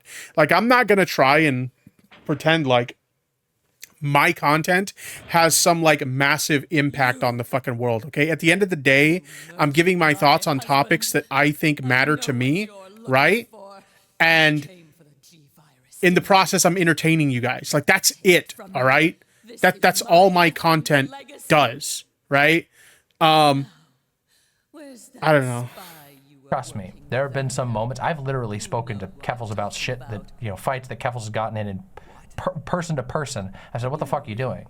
But I don't think anything that any of the fights Keffals has been in would, in my mind, qualify as pain at scale, especially with like images of 9/11 and especially in the context of everything that happened to Keffals. I feel like this is like just Will in the chat says, my opinion on Jack in the Box tacos is world changing though. Fair enough. Fair enough. I don't know. Do you really agree with that type of statement? Ada wouldn't do something like that. If you don't want to believe it, I don't. Not 100%. I can say that, not 100%, because I don't think That's fair. it's to the extreme. Yeah, I don't think it's to the point where I could say it's couples divisive, and I have my own reasons why. But I wouldn't say that I agree to 100% that she's like this boogie woman that like. It's just there's just things that I guess to us in the Black community and certain folks that we, and again, like I'm not the one saying like she's the worst person ever and whatnot. Like this is me speaking personally. Like I know she's pretty divisive. Like the say your name thing was very divisive. Like that definitely like pissed off a lot of people that don't even. Okay, so for those of you guys who don't know what the say her name thing is, there was a trans young girl, like a teenage girl, known as Brianna J. That's the name, right? If I got that wrong, correct me, chat. Brianna J, who was, I think she was stabbed to death, if I remember correctly. And so a lot of people on social media, specifically Twitter, were mourning her passing with the hashtag say her name, because a lot of like the media outlets that were reporting on it, like in their headlines, they were just saying like it was a trans girl that was stabbed to death or whatever, but they wouldn't say her name. And then on top of that, apparently like her dead name was going to be put on her death certificate or something like that. So a lot of people were mourning her loss using the hashtag say her name. Now, apparently previously the Black community had used the hashtag say her name to honor victims of like police brutality, like women of police brutality, you know, through the like Black Lives Matter movement and stuff like that. And then, so they got upset, like, why are you using this hashtag? Funny enough, the hashtag had been used for other purposes prior to that in relation to Indigenous women, I believe. But in any case, so the Black community on Twitter was saying you can't use this hashtag because we used it for this purpose. And it seems really insensitive to me, right? Where you have a bunch of people who are grieving the loss of a trans young girl who just died, right? And so they're grieving their passing, right? Using this hashtag. And then you have these other people saying you can't use that hashtag. It essentially, to me, it comes off as saying you're grieving wrong. And I think that's really disrespectful. That's my look at the say her name situation. It's really disrespectful, right? I don't know. Anybody else see it that way? Like, it's kind of a slap in the face to people who are literally grieving the loss of a young trans girl who died. I don't know. They're not even in the. It's really insensitive to me. Twitter. Like, I'm going to be completely honest. I may have missed her statement on the say your name thing. I remember. I mean, I talked about that, but I talked about it with regard to, I think, a thread. Will says, I'm convinced it was a psyop. Well, considering like the whole R-slur discourse against Keffels was a literal psyop from a Mr. Medicare fan, I wouldn't be surprised, honestly. If you don't know that lore, there was a random account on Twitter that was like trying to cancel Keffels for her use of the R-slur. And like all these like woke scold lefties jumped on it and tried to cancel Keffels for it. That was like the first time I was like, okay, there's been plenty of things that Keffels has been criticized for. And this is the thing we're canceling her for, saying a retard. Like, are you for real? And long and short of it, after it all played out, the person revealed themselves to be a Medicare fan who was doing like an op against Keffels, and like all these like dumb lefty woke scolds like jumped all over it. It was the funniest shit ever. I mean, granted, it's funny in hindsight. At the time, I'm pretty sure Keffels didn't find it very funny in the moment, but like in hindsight, you can kind of look at that and be like, wow, you guys are so dumb. You fell right into like a trap and you guys ran with it. You guys are so stupid. but I don't know. I would not be surprised if it was another psyop. That Jesse Gender wrote, and I kind of, what did Keffel say about say her name? So in my own video, because that's where I focus on. That's why I will I don't know, like I don't fully care about zodiacs, but like I'm a Taurus, but it's Sure, like, sure. we're very I guess like if I'm gonna like put like something out. Uber in the chat says I saw that account on Twitter again trying to stir up shit for Keffels just after the foreign man video. You know, when the drama started with you know, when it became like public knowledge that me and Keffels were friendly, and that caused a lot of drama between me and my like ex-commentary like associates and stuff like that. I remember that account, and I didn't remember who they were immediately. It took me a while to kind of like piece it together in my brain, but that account had like been in my replies and said, "Is this my fault?" referring to the fact that I had defended Keffels in the Arsler discourse. And I remember replying to them something along the lines of, well, me and Keffels were already kind of talking prior to the Arsler thing, but having said that, like, it kind of did put me in a position where I felt the need to like defend her, which did kind of start a lot of the initial conflict between me and the commentary community. So to some extent, yeah. And so they took credit for the fact they personally decided to take credit for the fact that I'm in a bunch of drama right now in relation to my friendship with Keffels. It was really dumb, but yeah, whatever. It does seem like that account randomly pops up every once in a while to try and cause more issues for Keffels, to try and like spark up like another dumb discourse around her. I want to have all my T's lined up, so like nothing can get misconstrued. Like, so with my own critiques, like I said, with the say her name thing, like she essentially was fine with co-oping it and had her reasons of something along. And like, it sounds really weird to talk about co-opting in regards to a hashtag. Like anybody can use a hashtag. There are many hashtags that have been used for various different purposes that have been used for multiple different things. It seems really weird to me to get worked up over a hashtag.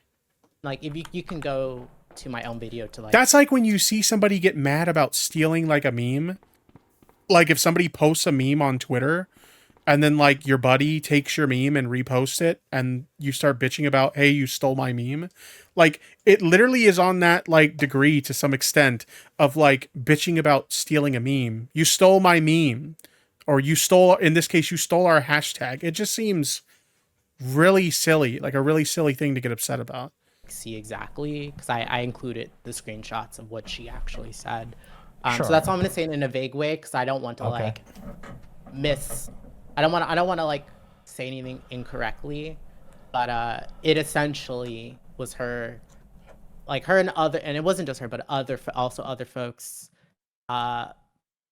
basically like mad that, no, I want to say mad's not the right word, but they were definitely wanting to co-op and the say your name hashtag, and being insensitive when folks were explaining, like that took their time to explain why it's not okay to co-opt this movement that Black women, because again, like for those that don't know, say your name thing, like it's She's talking about how it's insensitive. Isn't it insensitive? I have to reiterate this point again. I said this mere moments ago. Isn't it insensitive to tell people who are grieving the loss of a young trans girl, right? They're literally mourning the loss of a young trans girl. And while they're grieving, by using a hashtag to honor her memory, you're bickering over a hashtag.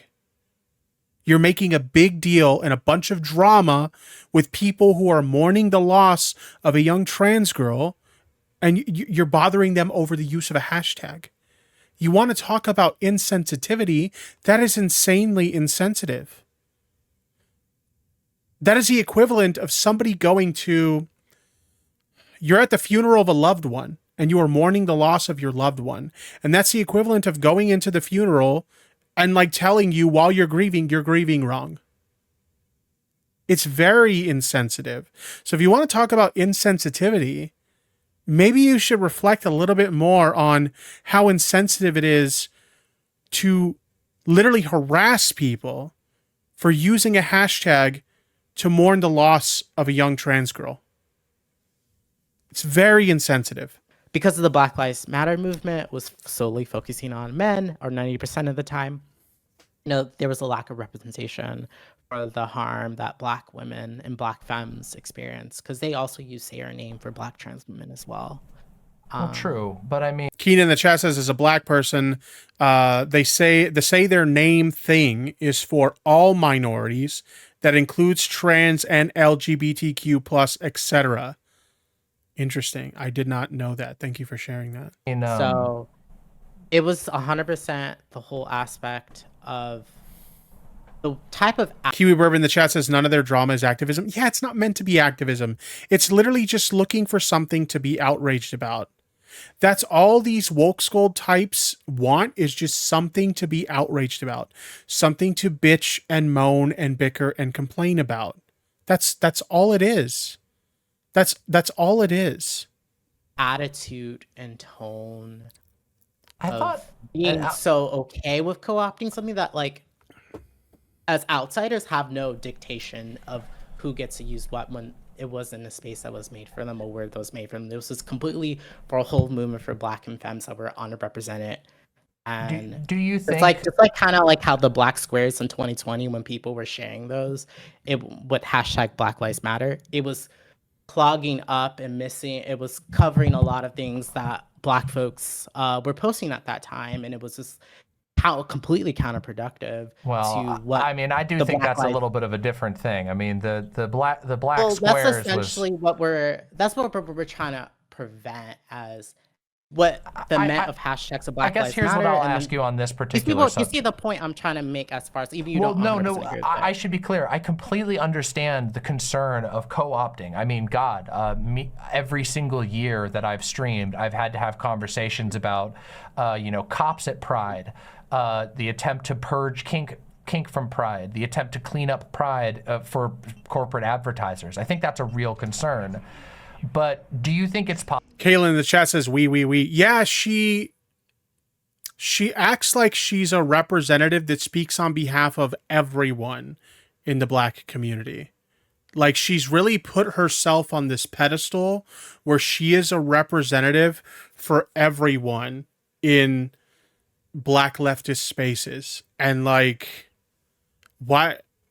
I don't.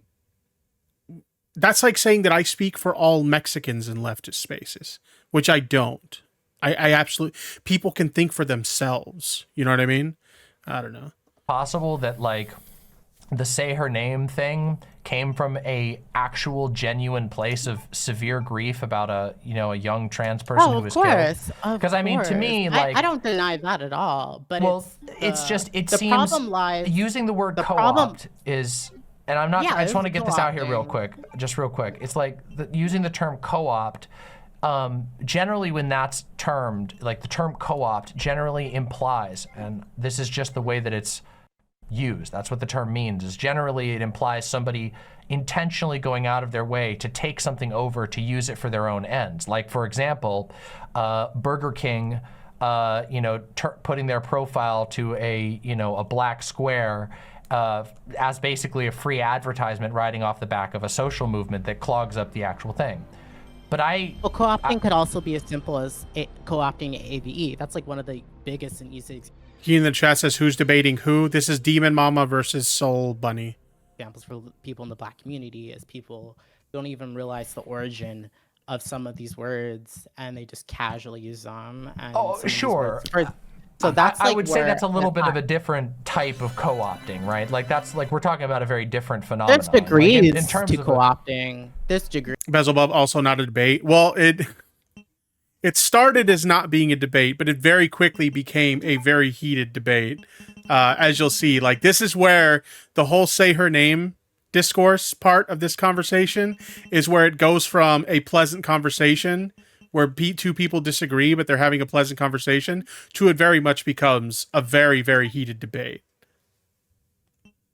Well, but it's a different type, right? Like, people co-opting language like that is a little bit different than what we're talking about, like a hashtag movement. Well, isn't like hashtag part of like the language because they have meaning to a certain degree, but also like like say her name is fairly intuitive. Like I'm not it's a saying fairly people intuitive use thing, it right? in spite, but What it's my, when you my get point is correct- I don't want to like I'm sorry, I'm not trying to make this like hard to talk No, about it's or not to hard, go no, off onto other 'cause things. we're- What I'm trying to say is, do you think it's possible that like that there was absolutely no ill intent whatsoever, like not even, and that perhaps it wasn't even a co-opting at all, it was just people using the same 3 words for another thing that they cared about? Because if I'm not mistaken, and I could be wrong about this, I'm willing to bet most of the people, like whoever decided to use the hashtag say her name for this particular issue, probably didn't even know the history of the hashtag or that anybody else had ever used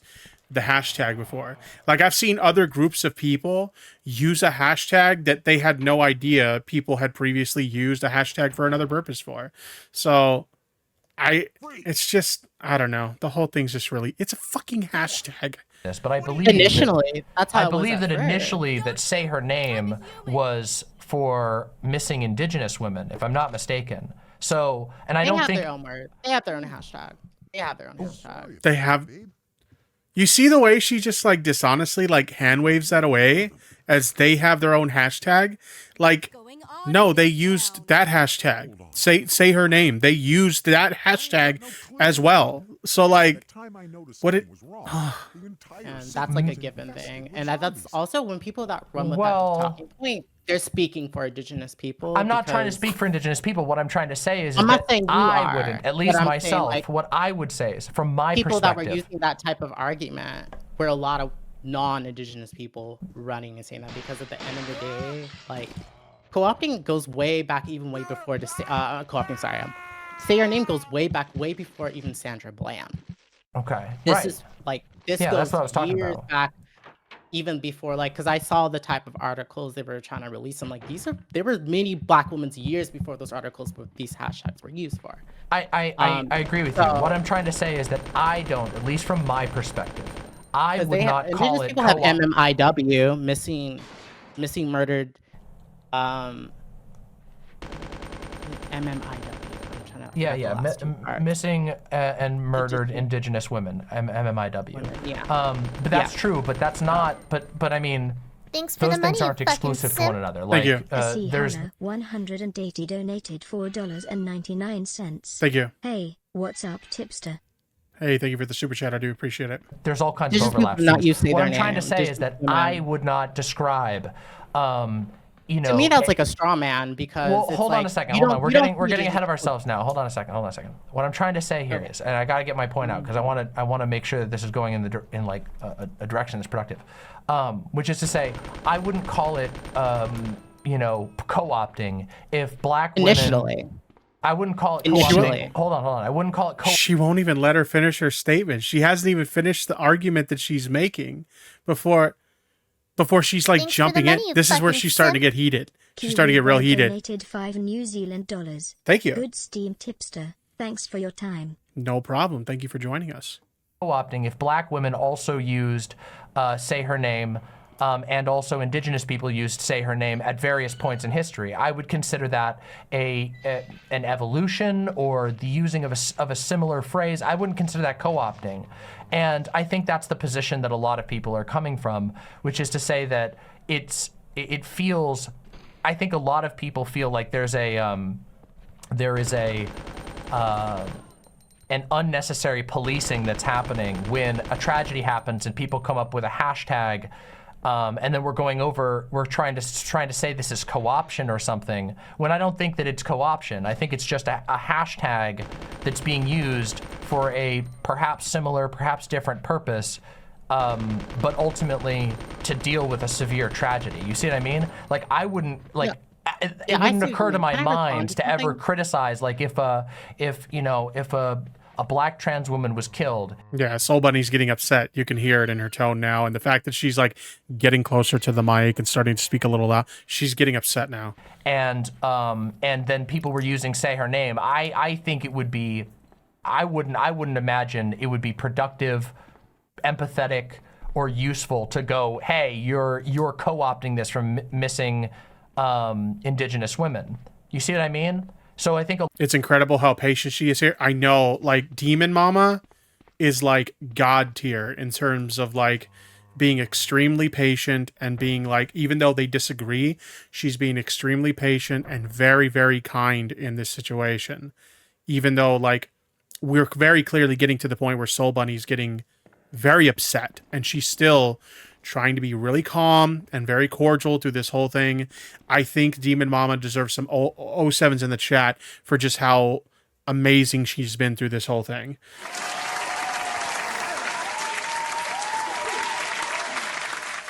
A lot of people I see interpreted what your point like you're people trying to going make, but after that was that. never my argument. So that was never my argument. The problem lies is because no one, we get why people did it and whatnot. It's how they moved afterwards when Black people took the time to explain.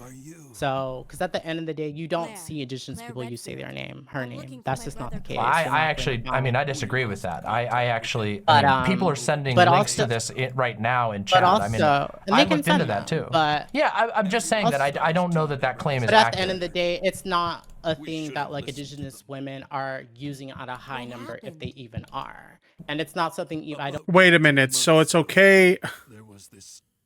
So it's okay for like, you know, the Black community to use the hashtag for their purpose, even though it was previously used, for Indigenous women. It's okay for you guys to take it and use it. But when a group of people uses it for this trans girl that, you know, died and they're mourning the loss of this trans girl using the hashtag, that's not okay. How does Are you okay? that make any sense? I don't understand how that makes sense. Have you talked with DemonMama? I've had a few conversations that she was a part of in like group chats that I'm in, but I've never like really had any conversation with her directly. But she seems like a really great person. I'd like to get to know her a lot better for sure. Rules for thee, obviously. Yeah, it really comes off that way. don't see Black people policing from Indigenous people even using. Well, But it right, is a Black I know, but slogan. So I that's wouldn't what even say my- that people were using my like. my stance and Black people's problem was when we did explain, because we got why, we get why, and we get it was from an innocent place. We get that because even like orgs apologized. Well, sure. But even the explaining thing, like, did that really need to happen at all? Like, again, I know I'm repeating myself here, but it comes off as telling people who are grieving someone's passing, it comes off as you telling them that they're grieving wrong. It's very disrespectful. It's extremely insensitive. Like, how can you not understand, like, how disrespectful that is to those people who are grieving the loss of someone? I don't understand how she can't wrap her head around that. But I mean, Not orgs will understanding. apologize for all. Hey, kinds Natty, of how's it things, going? Right? They apologize for. They, But rightfully so. But rightfully so, as a Black person, we see, especially a Black femme. But it's how people responded to that. do you word and think other that that's folks. like a productive 'Cause use that's- of people's this time? This is where I'm standing. Is it wasn't never initially how it was used and where it's placed. It's how they moved. Thanks for the money, after you they were fucking explaining. simp. That Thank you. Sir Deathful donated $5. Thanks for stream. Time for bed. Thank you very much for the super chat. I appreciate it. And have a nice rest tonight. I don't even know if we're going to get to the Colleen stuff. I might wrap the stream after this particular conversation because yeah, it's getting a little I've been streaming for 2.5. Oh, I got time. We'll see how it goes. that's the core problem that Black people have. That's the core problem Black femmes have. That's the problem when I shared it on Instagram with just folks locally, just Black people locally in my orgs and whatnot. They definitely all got in instantly how that is problematic. So Thanks for the money, this you is so fucking again simp. like Thank you. SC Howler 180 donated $1.99. Thank you. People need to let people grieve, bro. Yeah, exactly. Like, I can even, like, she says the real problem she has is the way people responded to them trying to explain it or whatever. Like, I can understand why people would respond to that with some level of hostility. Because again, these are people who are mourning the loss of this young trans girl, Brianna J. And like, while they're trying to grieve, you're in their face about like, oh, but you can't use that hashtag. Like, I can understand why people in that situation would respond with a little bit of hostility, right? The problem here is that SoulBunni doesn't seem to have any empathy for anyone that's not in her little orbit of like her little community, right? So I don't know. For those that were like being like intense when people are being, they have a genuine place where they came from when initially, but when you get corrected on things and you just dig your heels in, Well, that seemed like colonizer type of behavior. I don't and know. that was the language This part drives me nuts when she compares using a hashtag for another purpose to colonization. Like, does she know what the term colonization means? When you look at actual examples of colonization, we'll take the colonization of, the Americas, for example, right? Like, the native people here were raped and murdered and forced into slavery and really horrible fucking shit when the Americas were colonized. How are you going to compare some of the most atrocious shit in American history, like the founding of this country? How are you going to compare those horrible atrocities to using a hashtag? Like, how do you make that comparison and like walk away from that thinking you've made a good argument? Like, I used in my video. I used hear that. you, but at that's the the same language time- I used in my actual video that I stand on. I hear you, but you also don't at have the to same agree time, with like, it, but I don't 100% agree. I think you that don't, like, and I don't 100% agree with you either. I But again, know like that. I'm black and I'm What- with them, Yeah, and when it comes to I'm like trans, again, yeah. like it be it's literally all the whole thing is just identity politics. I'm black and so I'm right. And again, like, imagine me making those same arguments because I'm Mexican. If we're talking about a situation that involves like Mexican people and like maybe I have a bad take and like somebody disagrees with me and it's like, well, see, I'm Mexican and I speak for all the Mexicans, so you're just wrong. Like, you don't understand because you're not Mexican. You don't understand, our struggle as like Mexican. Like, that's ridiculous.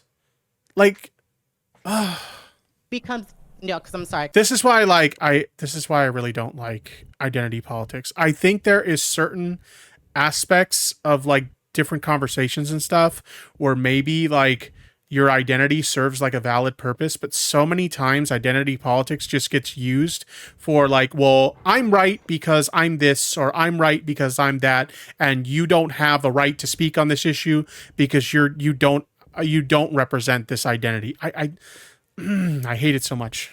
Because like I'm not.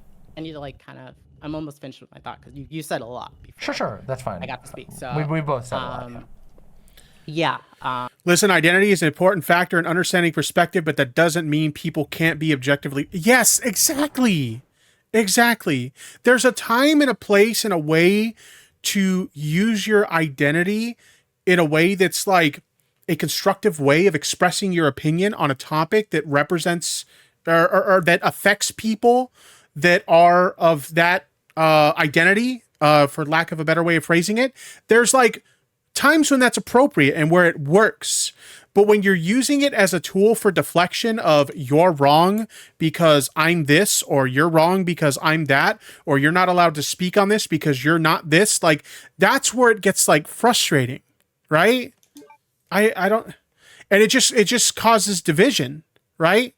Wouldn't you want to, in these leftist spaces where we're all supposed to be working together to, try and share our views on the world and stuff like that, wouldn't you want to do things that are less divisive within your own little community? Because when you're engaging in that type of identity politics, you're only causing more division. Oh, I know you're trying to do a good thing by speaking on this issue, but you're not part of this group, so you can't talk about this. Can you imagine? So obviously, there's been a lot of discussion of trans issues right? That it's going on in both the left and the right now. Okay. And obviously, because of that, a lot of the conversations I've had recently have revolved around trans issues, right? Can you imagine if, you know, I'm having these conversations and I'm like sharing my views in support of trans people, right? And then somebody showed up in my chat and they're like, well, you know, you're saying all the right things and everything, but you're not allowed to speak on this issue because you're not trans. Like, to me, I look at that and I'm like, wouldn't you want someone to support you that's not necessarily just a part of your community? Wouldn't you want people outside of your community to support you as well? Like, why would you ever want to basically discourage people from supporting your community just because they don't identify as part of the same group as you? Like, that seems extremely counterproductive. And a lot of times when people engage in this kind of identity politics, that's what it is. You can't speak on this because you're not this, right?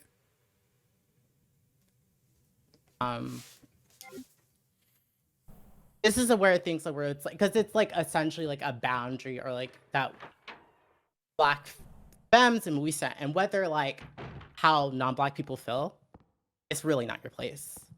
It's not your place. Yeah, she's literally making that argument. You can't speak on this because you're not a part of the black community. Like, it literally forms division. Like, we educate y'all about it. Unnecessary division, right? Like, there's probably situations that occur in leftist spaces where, like, there's valid reasons for people to get upset with certain cliques in these communities and stuff. And like, I don't want to associate with these people because, you know, this happened or that happened or whatever. But like, when you're like causing division over this like nonsensical shit of like, you can't speak on these issues because you don't identify with this group, it's just, it causes unnecessary division. You know, that was the moment. We get it. But for the Pacific people, those that chose to dig their heels in and start talking back and started having, you know, entitlement, because that's what I talk essentially. When people that division in the left is the norm. It's sad, isn't it? It's really sad. And like, some of the things that cause division in the left are just the stupidest things, right? Like, I don't know. I feel entitled. It's to unfortunate. say your name, that's where, you know, you gotta twist it. We're supposedly on the same team, but let's like bicker and argue and fight and like cause division over the dumbest shit. Well, That's where, you know, okay, and but that's exactly how black people felt. Even just like I said, even I feel like outside from I Twitter. feel like I we're brought getting...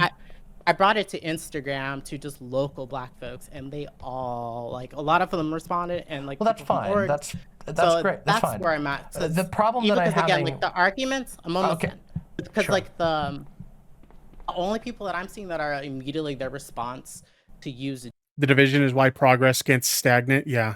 indigenous people indigenous people used it essentially, whether that's true or not, was just on Twitter. Well, it is That true. is I mean, not. that's just a simple matter of So- truth. Like that hashtag has But been in the used, way and that phrase they has been used it used. was in a malicious and Well, like, I'll give you another example of something that I've observed from, you know, the prior space that I was involved in. A lot of people, not everyone, but a lot of people who are in the commentary space, they tend to be right-leaning. And like, the biggest criticism you'll see them give of people who are in left-leaning spaces and why they want nothing to do with them is because they see the woke scolding and they see the unnecessary cancellations and they see a lot of the infighting on the left and stuff like that. And so it's like, you know, you want to sway people to share your perspective on things, and you want to convince people that your side is the correct side, right? And you want more people to push these progressive ideas. But then when you have people that are in these like right-leaning spaces and they're looking at it from an outsider's perspective, and they're like, look at all these people bickering and moaning and bitching and complaining about this dumb shit. Oh, this streamer said the R slur, or this streamer tweeted about noodles, or this person said this, use this hashtag, or like, and they look at that and it's like, why would I ever want to be a part of that? You know? Why? And like, I remember when I was leaving the space that I came from to kind of join this space, and like one of the things I was told by a prominent figure in the previous community I came from is they're going to purity test you.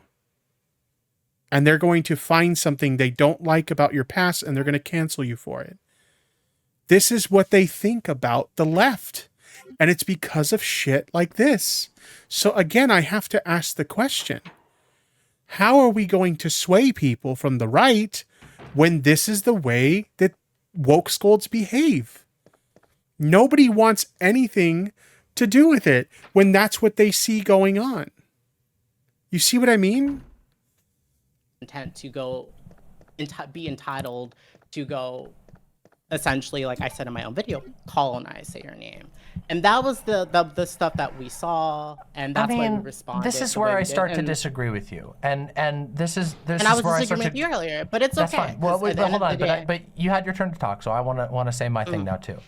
There's a couple of portions here where I feel like we're Do Boots, that's why we need to call out woke scold nonsense and refuse to play their game. I 100% agree. I 100% agree.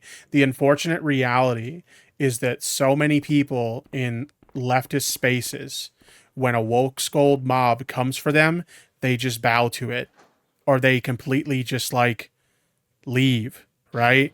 And it's like, don't do that. When you give into this shit, it only allows them to abuse more people. You can't just give in like that, you know? Leaving the realm of productive political conversation where we leave the realm of reasonable political discussion. So like, for example, when you say things like colonize... I don't know, I brought it to Instagram. Hold on a second. You gotta let me speak. When you say something like colonizing a hashtag, we've moved beyond, we've moved out of the realm of you sort of doing an analysis and saying, hey, this is kind of, you know, we got to be careful about these hashtags. First of all, there are some basic facts about hashtags. Obviously, hashtags are, anybody can slap them on any post that you want. It's a problem with hashtags generally. And obviously, with a three-word phrase, there is no ownership that can be had. No org can do that. You wouldn't even, I don't even think you'd want an org to do that. In the same way you wouldn't want a single org to own the rights to Black Lives Matter or any, you know, social media thing. Ownership of something like that, to me, is it's not a simple thing. You can't just say somebody owns it or who gets to say.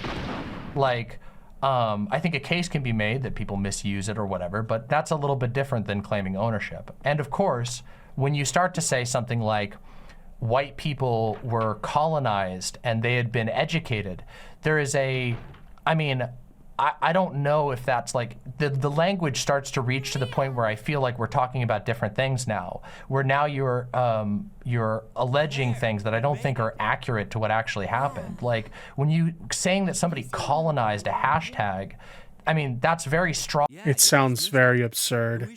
It's very absurd to say that someone colonized a hashtag. Like we talked about this before. When you talk about like the horrible things that are done to native people when a piece of land is colonized, like it's awful. So to compare using a hashtag to a different purpose, for a different purpose, to colonization, that's going to be a yikes for me, dog. Wrong language to use, but I just don't think that's accurate. And also, if you take just a moment and step back to just look at what you're talking about people expressing grief at a dead child. Yes. I feel like calling that colonization is actually like not just, it's insanely disrespectful and insanely insensitive, as I said before. Not just insensitive, it also just shoots your own point in the foot because it's not productive. Like, nope. Calling that colonization is like, to me, it's unproductive. It's like, it's not even making your own point well. Like, well, I am, but you can have your stance. But I'm going to say this because I feel like you're splitting hairs. I mean, we're talking about this. Wait.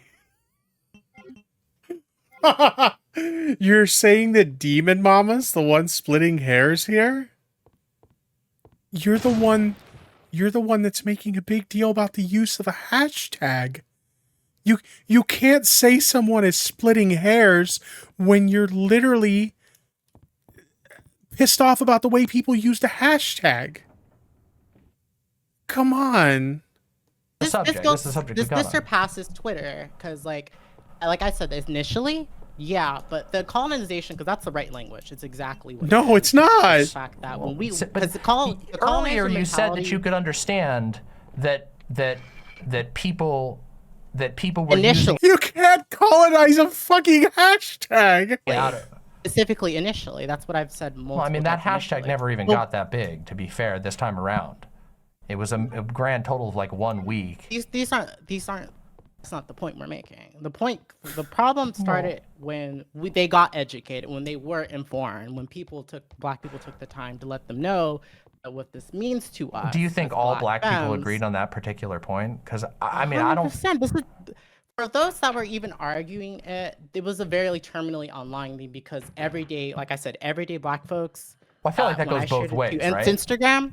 That goes both ways, right? Like, I mean, yeah, it is pretty fucking terminally online to bitch about the use of a fucking hashtag. Like arguing Not over when this. it comes to this is Arguing over arguing the hashtag being used is like almost intrinsically terminally online. Yes, right? yes. Like nobody. The talking points that people were running with was a very terminally online thing with people that were feeling entitled to it. And that's why I said the colonized mentality, because this is so ridiculous. Like, we let so ridiculous, like chat. people know, like, hey, like this is what it means to us, and folks were like, well, I don't care. I desire this, so you're gonna. Too bad how you feel. I have my own bigger purpose. That's because that again. That's when it came. Like I said, when we already had educate them. So like, I'm not attacking or mad at anyone that used it initially.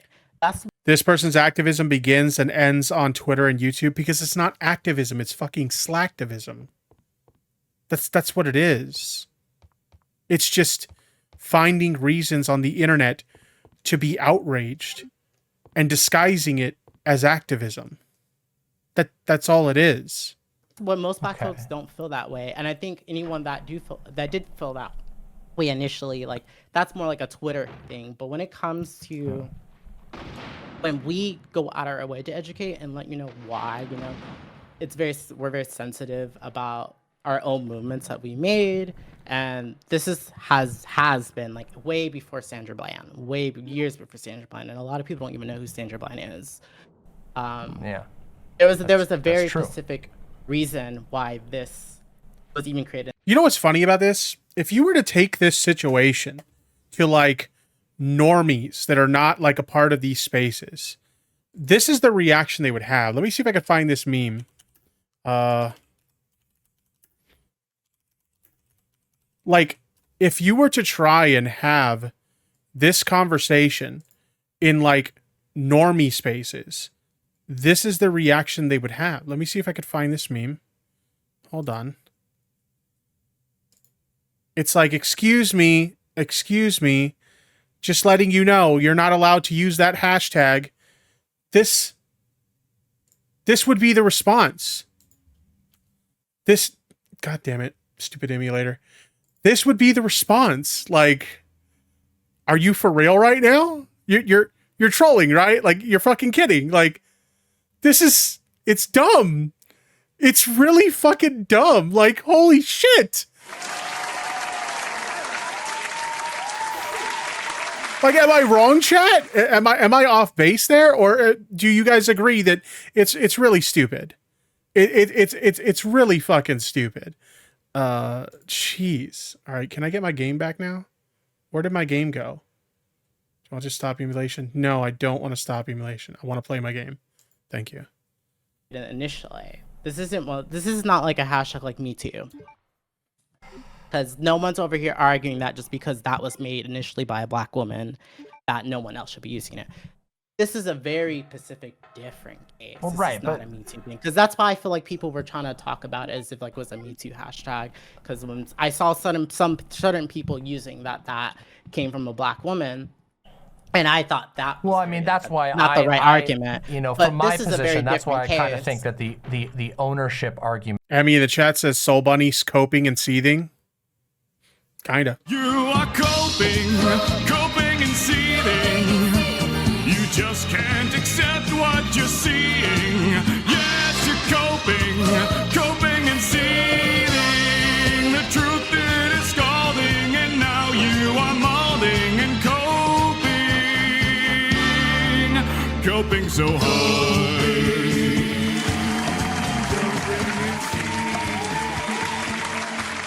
This is like, this whole conversation is a perfect qualifier for the coping and seething meme. About hashtags to me seems, you know, somewhat silly.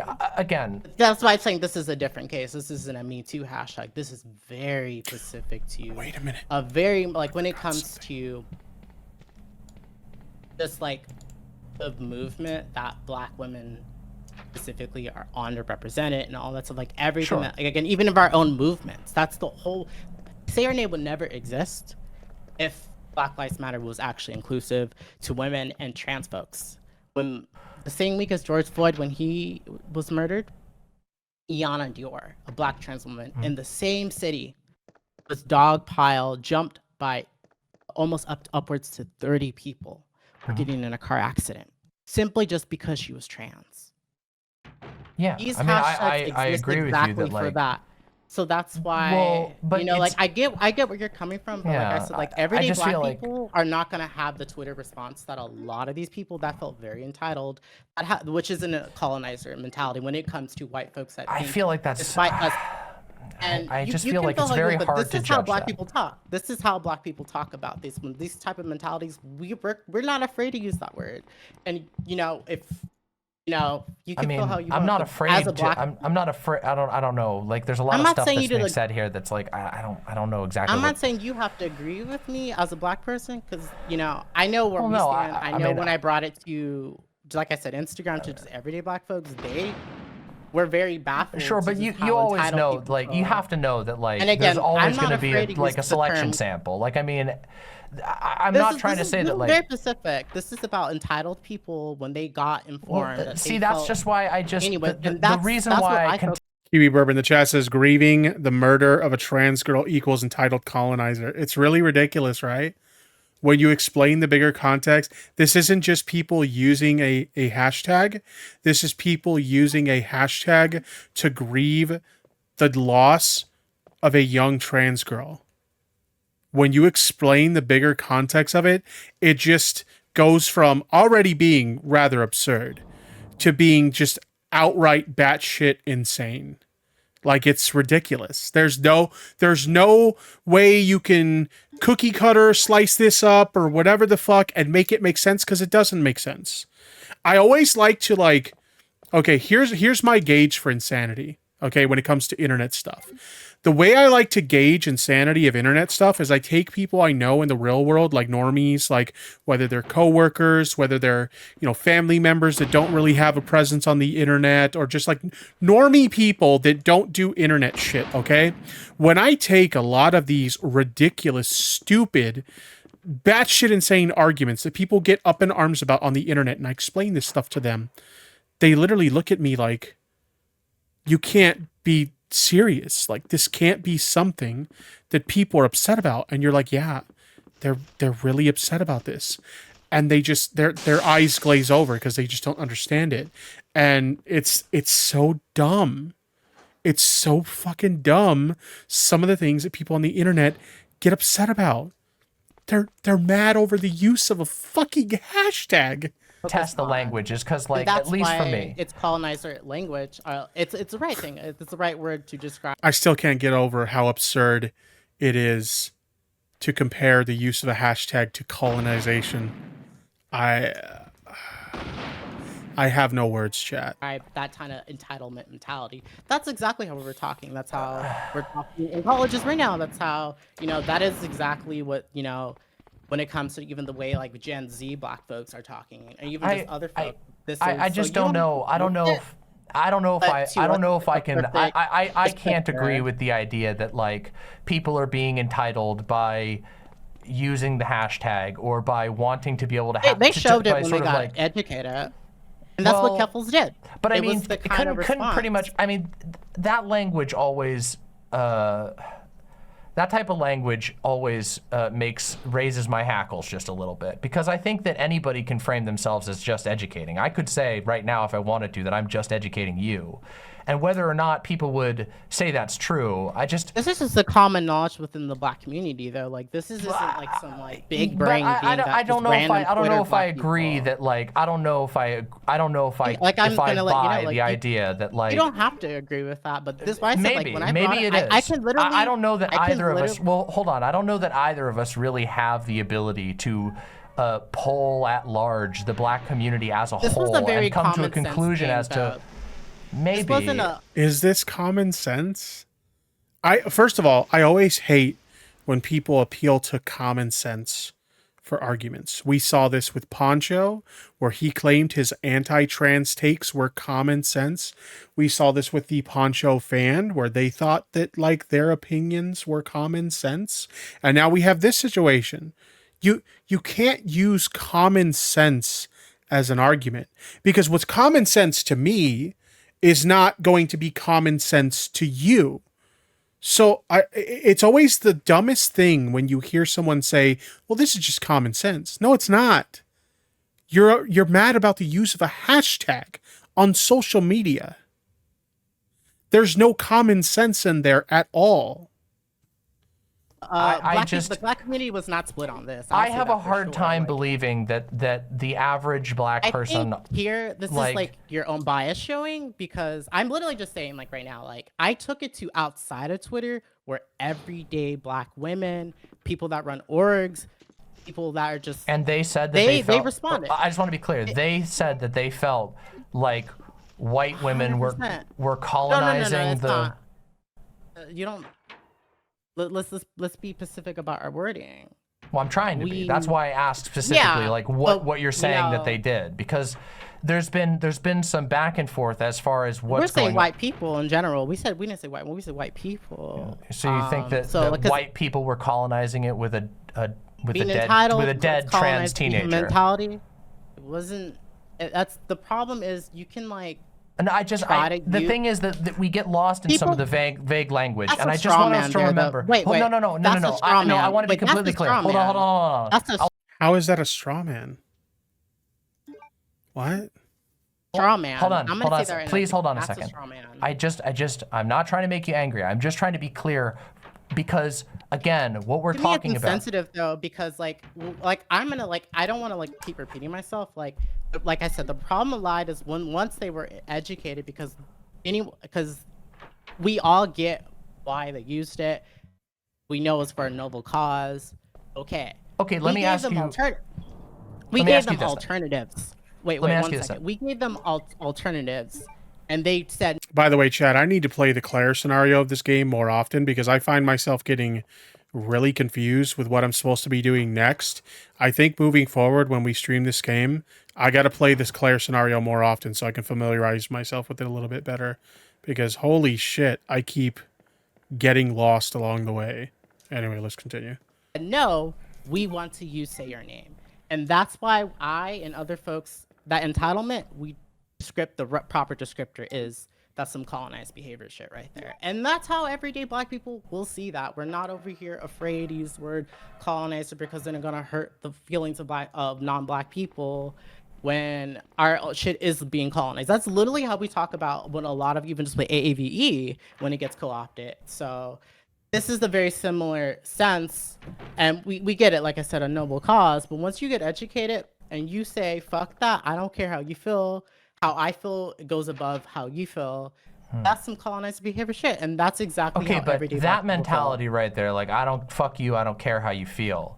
When we're talking about, and I need to be specific about this is not any straw man. When we're talking about a hashtag being used, this is documented. I have it documented in my video. Hold on. When we're talking about a hashtag that's being used for a dead trans woman, a child, like, do you understand how that might be not productive?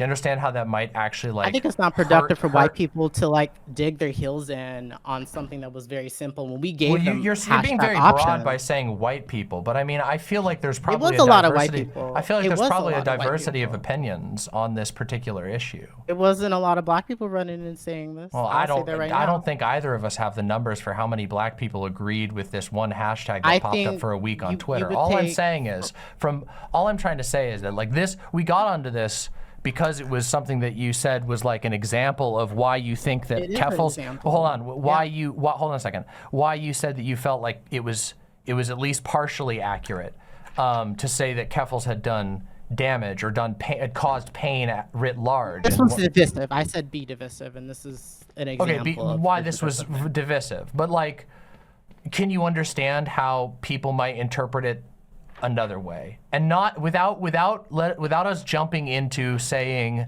people are colonizers, or without jumping into any sort of other thing like that? Can you understand how people could feel like trying trying to make an argument over hashtag ownership in the midst of a tragedy of a child who is trans might come across as other people as divisive in and of itself? And they might be, can you at least acknowledge that they might have some genuine reason to feel frustrated by that, or feel like that was being used in bad faith? I think you're setting the field that I'm supposed to respond by how you're setting the field for me on this, because No, I'm just there's a asking you lot a of very What? She asked you a question, and she's just looking for your answer to the question. Is she getting upset that like she's being asked questions now? Like, what? genuine question. No, I'm not I saying see any the field or question you're anything. making, but it's a question that you're basically. I think what it is she realizes. Okay, I'm not in her head, but I'm gonna speculate right now. I think she realizes how absurd her argument is, but she has such an ego that she can't own that her argument is absurd. So rather than just like, you know what? You're right. This is really trivial. This is a really trivial thing to get upset about. I own that. Let's just move on because this is dumb. Rather than owning it and kind of just taking an L, her ego's so big she's just not willing to answer the questions at all. You know, she doesn't want to have to take an L. We all have to take an L sometimes. You know what I mean? Like sometimes like we back the wrong horse, or we have a bad take, or you know, whatever the case may be, we all have to take an L from time to time. And she's just not willing to do that. We can all look at this situation, this conversation, and we can all look at this and say, yeah, this is her argument makes no sense. And she just doesn't want to admit it. Setting like this is basically if I say no to that it's because sometimes you got to take the L and move on. I've taken my fair share of L's. All right. You don't have a public facing platform on the internet as long as I have and not take any L's. And let me tell you, when you have the ability to like look at a situation, admit you were wrong, and take the fucking L, people have a lot more respect for you. You don't always have to be right for people to respect you. You could be wrong sometimes and own that you're wrong and just move on. And people will have a lot of respect for you for that. I don't know what this shit is, especially in the online content creator sphere, where people think in order for them to win, they always have to be right. You don't. You can establish yourself a platform where you have a level of credibility and still be wrong sometimes. It's okay. Just admit you were wrong and move on. It's that simple. The way you worded it, how you built up to that, and in this moment of when you pause after you respond. Reborn Music says, how did it go from a dead trans kid to white colonist? You see how absurd it sounds? It sounds really fucking absurd. Because and when you said that there's a lot of your bias that you were putting in that, because at the end of the day, like it was a very harmful terminating online thing for the people that reacted negatively after they got educated and entitled. Do you think that every person who responded to It's like white anybody. fragility. Like when we sat there Well, and we explain, and your response is to still say, "I don't care."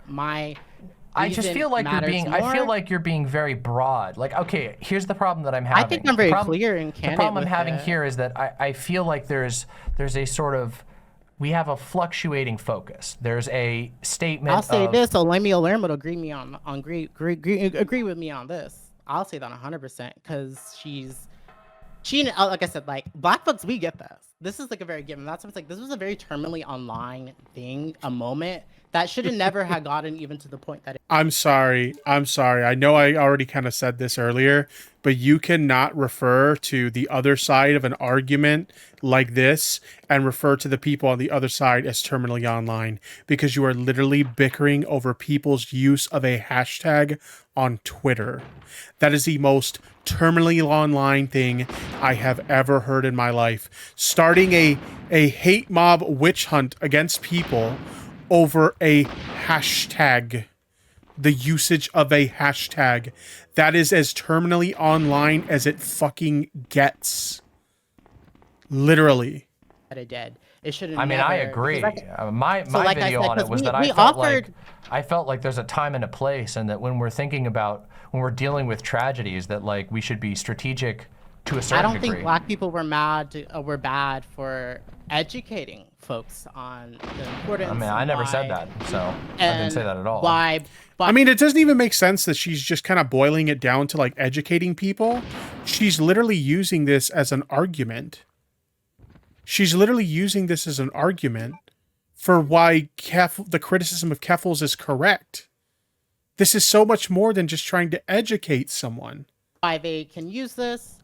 Because or a group of people, rather. Educating a group of people. that's like the point. Because that's what happened. That's what Black people did. They educated, and it's the way. Do how you think people every responded. single? I mean, let's be honest here. Do you They think responded every with a single straw black man person? because when they. Do you think every single black person educated and that there was single? nobody who was Every like single. there was no Twitter That's like fights happening. There was none of that. Because like, I mean, like- to me, I look at this that's whole like- thing, this whole situation to me, and what I That's see. like similar to you saying if I can say if every Asian American person agrees with affirmative action, there's going to be a small tiny portion. That Well, was I know, but I'm weaponized not the one who's. In this conversation, I have not invoked Because this any. is, I like- have not invoked any group monolithically. I have basically. No, I have that's basically. essentially what you're No, I asking. just You want to be said clear. every. You literally said every though.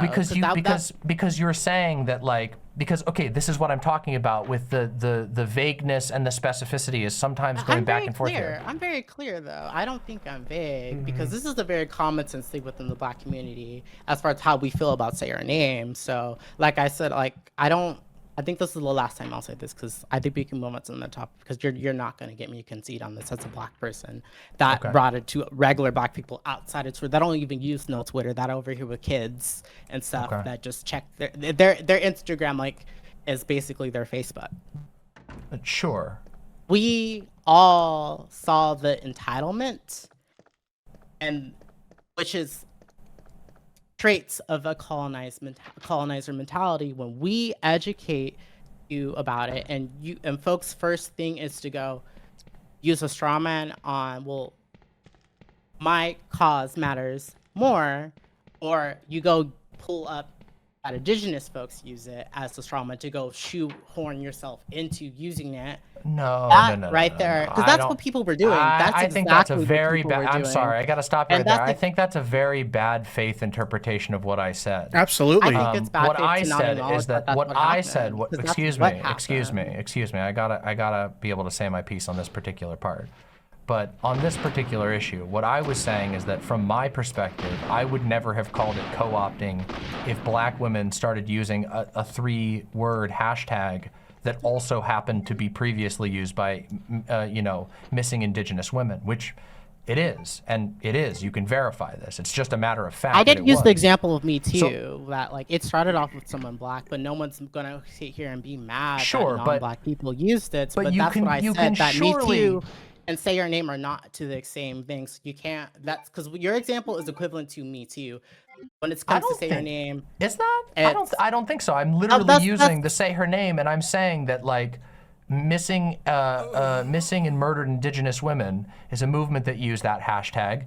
By chance or by inspiration, I don't know. Like, it's hard to track the inspiration of a hashtag or of a phrase. You'll or a have chant. to give me numbers onto the degree of the amount, because you said like about That's the what I'm numbers saying, and how though. black. But the numbers. No, now you want numbers. But you're not. I just No, I'm using the same example of how She's asking for sources. Essentially, that's what she's doing. She's asking for sources, and she hasn't provided any sources to back up her statements about how everyone in the black community agrees with her on this. Nice argument. Why don't you back it up with a source? My source is that I made it the fuck up.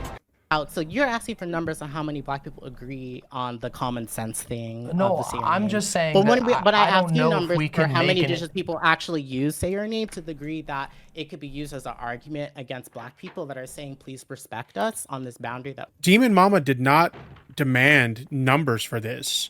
She made the argument that like she doesn't think we have those numbers, that we don't have any quantifiable, we don't have any way of getting that information to see how much.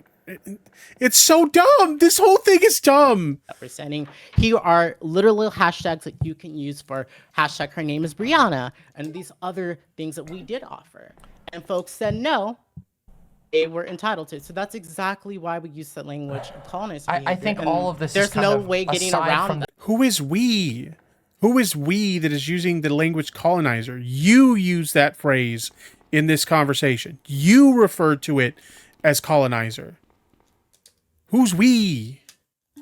The point of what I was And I saying, think which it's is a that bias like to just I to would not never acknowledge that. call it colonizer behavior, or I would You never don't say have that it was to. colonization. And you're not black, so you but don't I don't have think to. you would This agree is with how that black either. people move. Well, I just don't think you would. I don't think you would call black women colonizers for using a hashtag that was initially used, say her name, which was initially used by murdered and missing Indigenous women. What I'm saying is, I don't think this is. But how we're not. We have our Hold own on. hashtag, so What I'm we trying to don't say have is, to go I don't there. think that these that's exactly how hashtags work.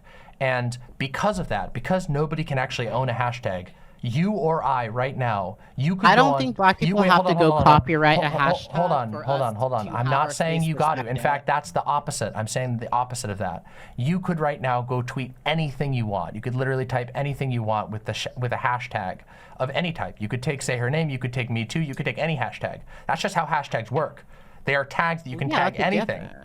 And so as a result, No one's going to use Black Lives Matter for a non-black cause. And that's equivalent to what Say Your Name is, because it was exactly directly to the Black Lives Matter movement that it wasn't inclusive to black and femme trans women. So that's exactly why we are very protective of it, because it's I think that's like a false equivalency, because like what else would you use hashtag Black Lives Matter for that isn't like an issue that affects like the black community? There's no other way you could use that. Would you use like, I don't know, like, would you use hashtag Black Lives Matter in connection to like the latest fucking like game console release or something? Like, of course not. It doesn't make any fucking sense, right? But like when it comes to something like Say Her Name, like that's so broad, there's like so many causes you can use a hashtag like that for. Right? So I think it's a false equivalency to say, well, you wouldn't use Black Lives Matter for a non-black community cause. So why are you using it's not the same. It really is a false equivalency in so many ways.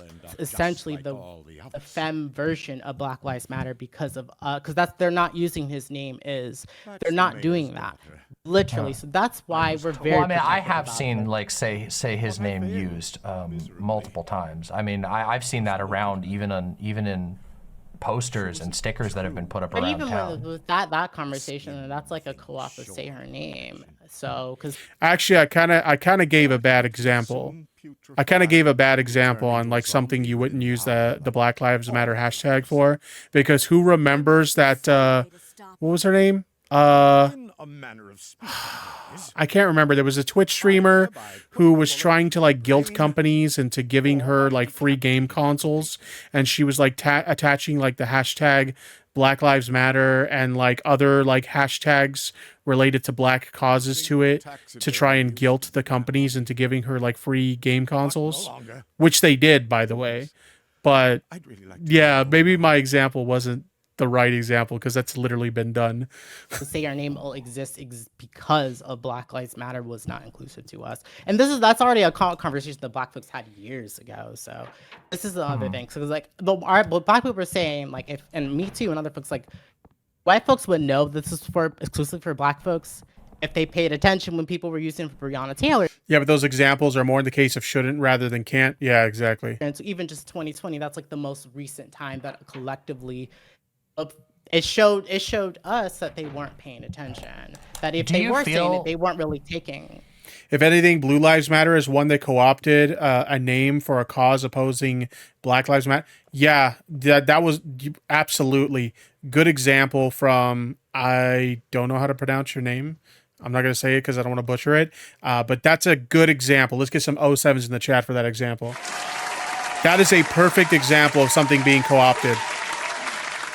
That in and really understanding that, this is this is a movement that we've created because of our own lack of representation, and if people don't respect that, that is some colonizer behavior, and there's no getting around that for at least Black folks.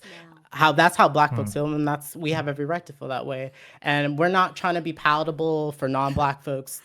They could feel however they want to feel, but at the end of the day, when we took the time after we educated and folks dug their heels in, that's on them, on how they feel, because we don't care how anyone feels when it comes to after we took the time to let them know, like, hey, like, I get it, but can you please and use these instead. We let them give you an option, and you smack it down. You're like, no. So at the end of the day, now you're saying you. Now you're saying you. This is one of the things that I don't understand. No, this wasn't a me thing. This was a collective thing, because like Black Twitter got involved in this. This wasn't just like a leftist based thing. Like this got into because I'm not gonna lie. It was trending. Like orgs were using it. Like this got outside of any insular like leftist space. Like orgs had to apologize.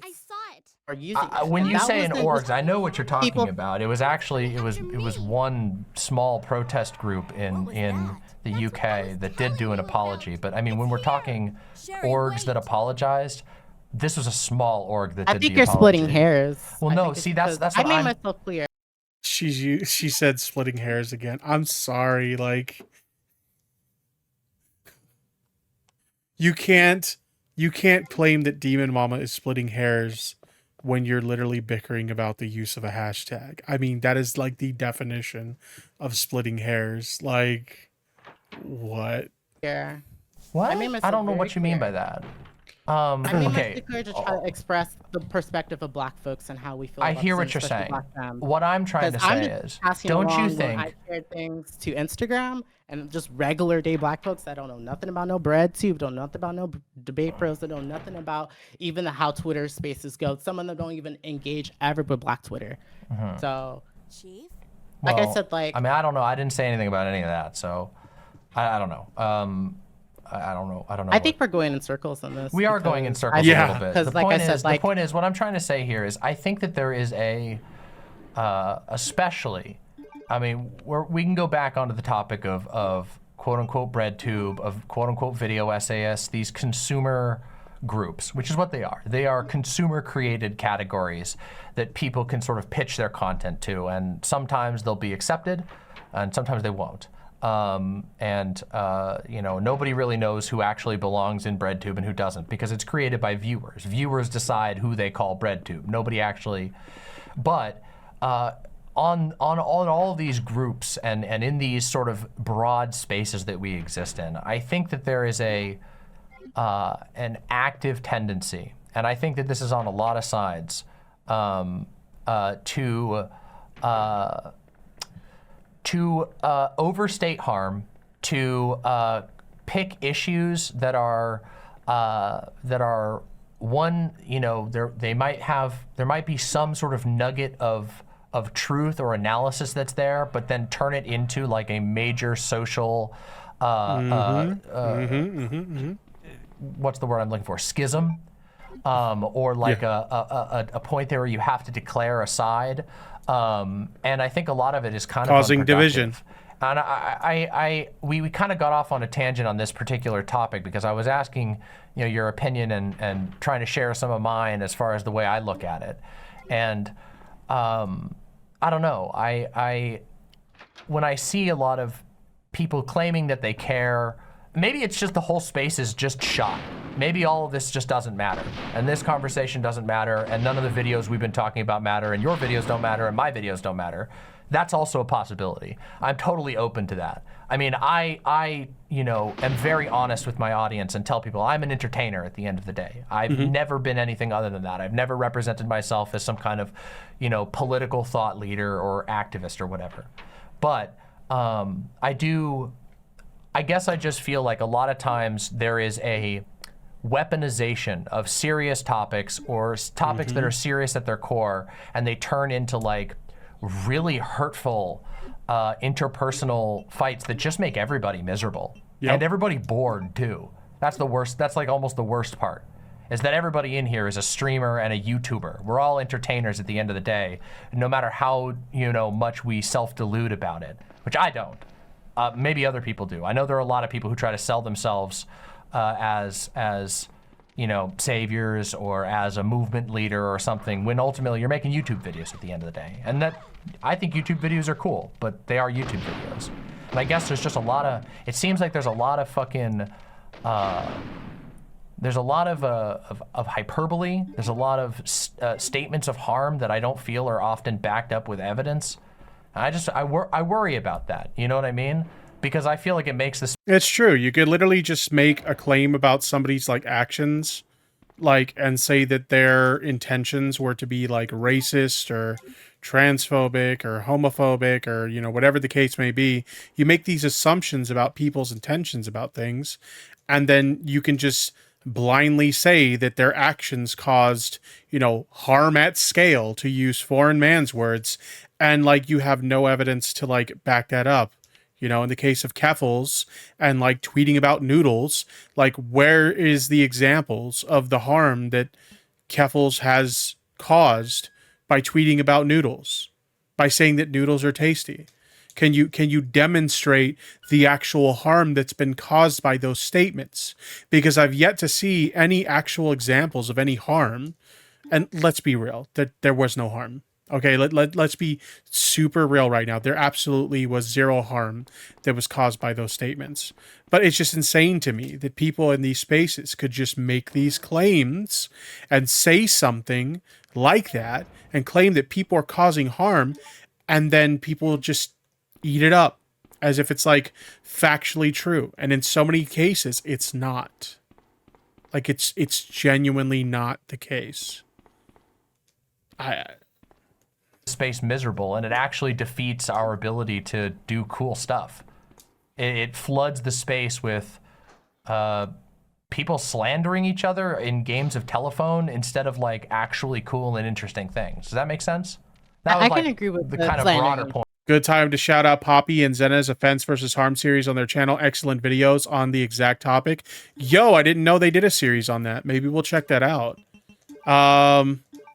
Yeah, maybe we'll check that out on stream sometime, because I was not aware of that.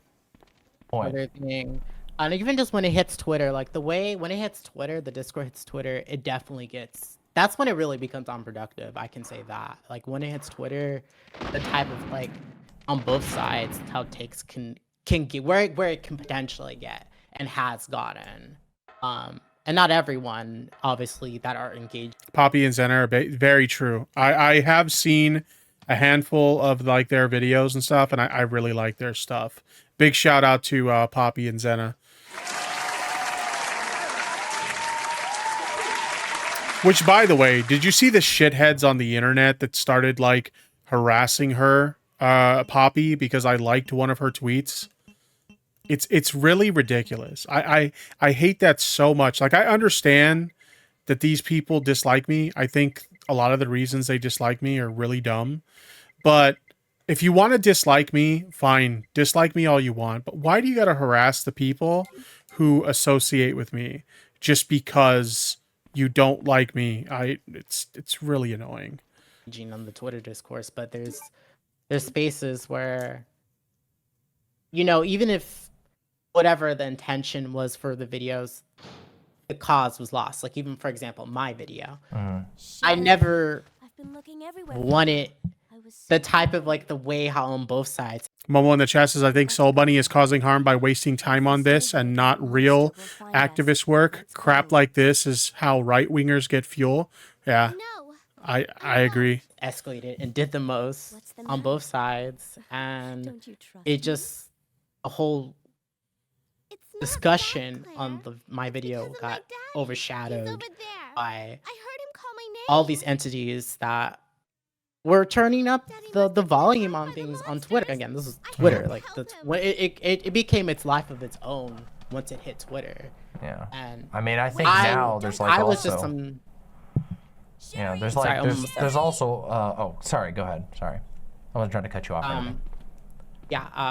I as a small creator at that moment, I had like no control over how that was gonna, because there was even days where when I'll see them having a discussion about this user discourse, and I was able to like, oh, you're talking about me just without not saying me, and like, oh, this has become a thing of its own, like, and that shocked me. Like I never anticipated to even get more than at the time my usual views were just like about like 10K, because like my most viewed video was my transphobia and trans misogynoir video. That's what I was like, I got discovered off of that video. So like I was very I was not prepared for how that went down. Like I had no idea. Like I remember like when I had the call with like who's now my editor, about like saying like, oh, like you'll think like the people from the States will find it in like 3 months. They're like, oh no, honey, they probably already found it. And I'm like, no, like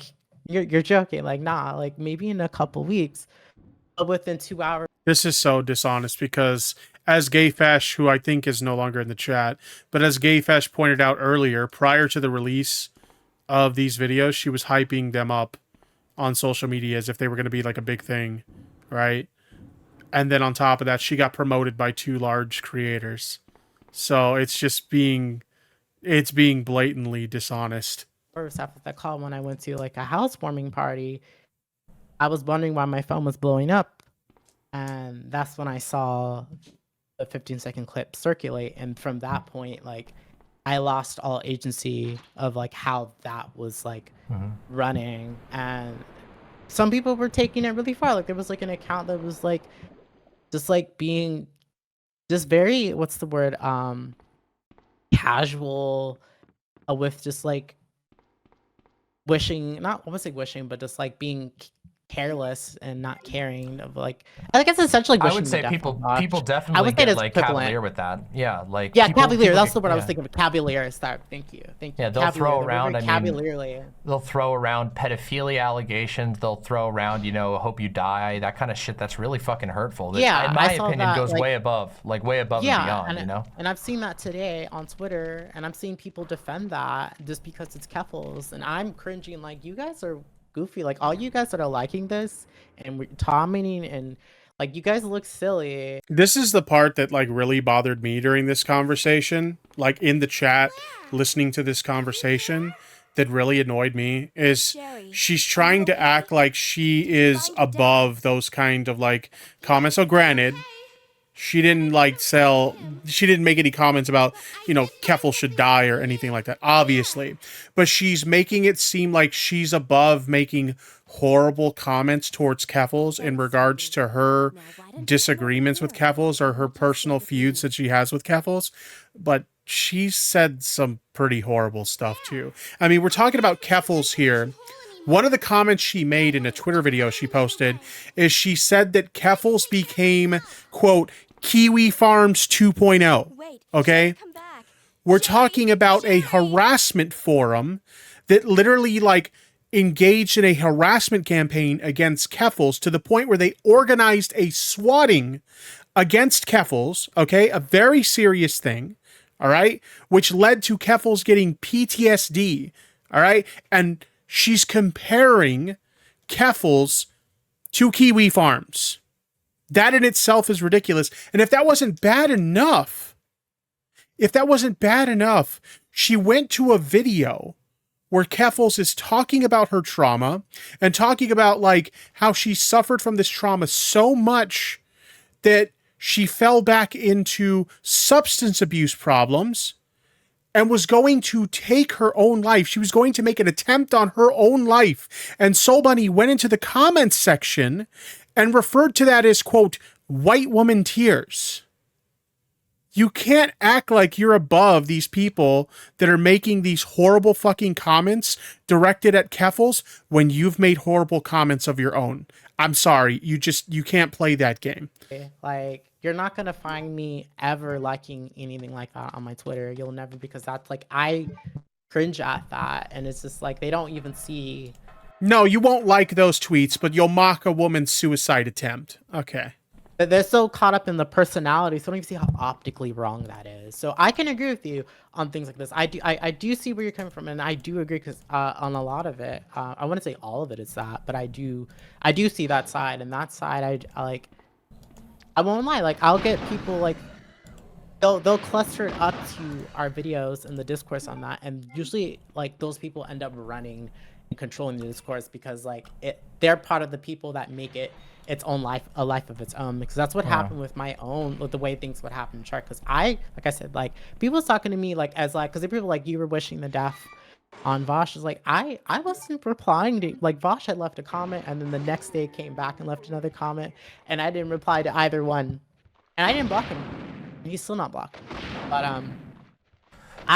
I didn't engage, but I'm saying like both sides was doing the most, and this is me as someone that saw it go down. Like, so I see what you mean, because that's from my own situation. I can literally use an example. So like I 100% get what you're saying. I didn't see everyone do, but there was a lot of people that was doing stuff. So just like right now, there's a lot of people that are becoming very unproductive on both sides with how it's just like it's gone. You can't talk about people being unproductive on both sides when, again, I feel like a broken record right now, but I have to say it. You just spent the majority of this conversation bitching about the use of a hashtag. Do you really think it's a productive use of your time to bitch and moan and complain about the use of a hashtag? How do you make a statement like that with a straight face?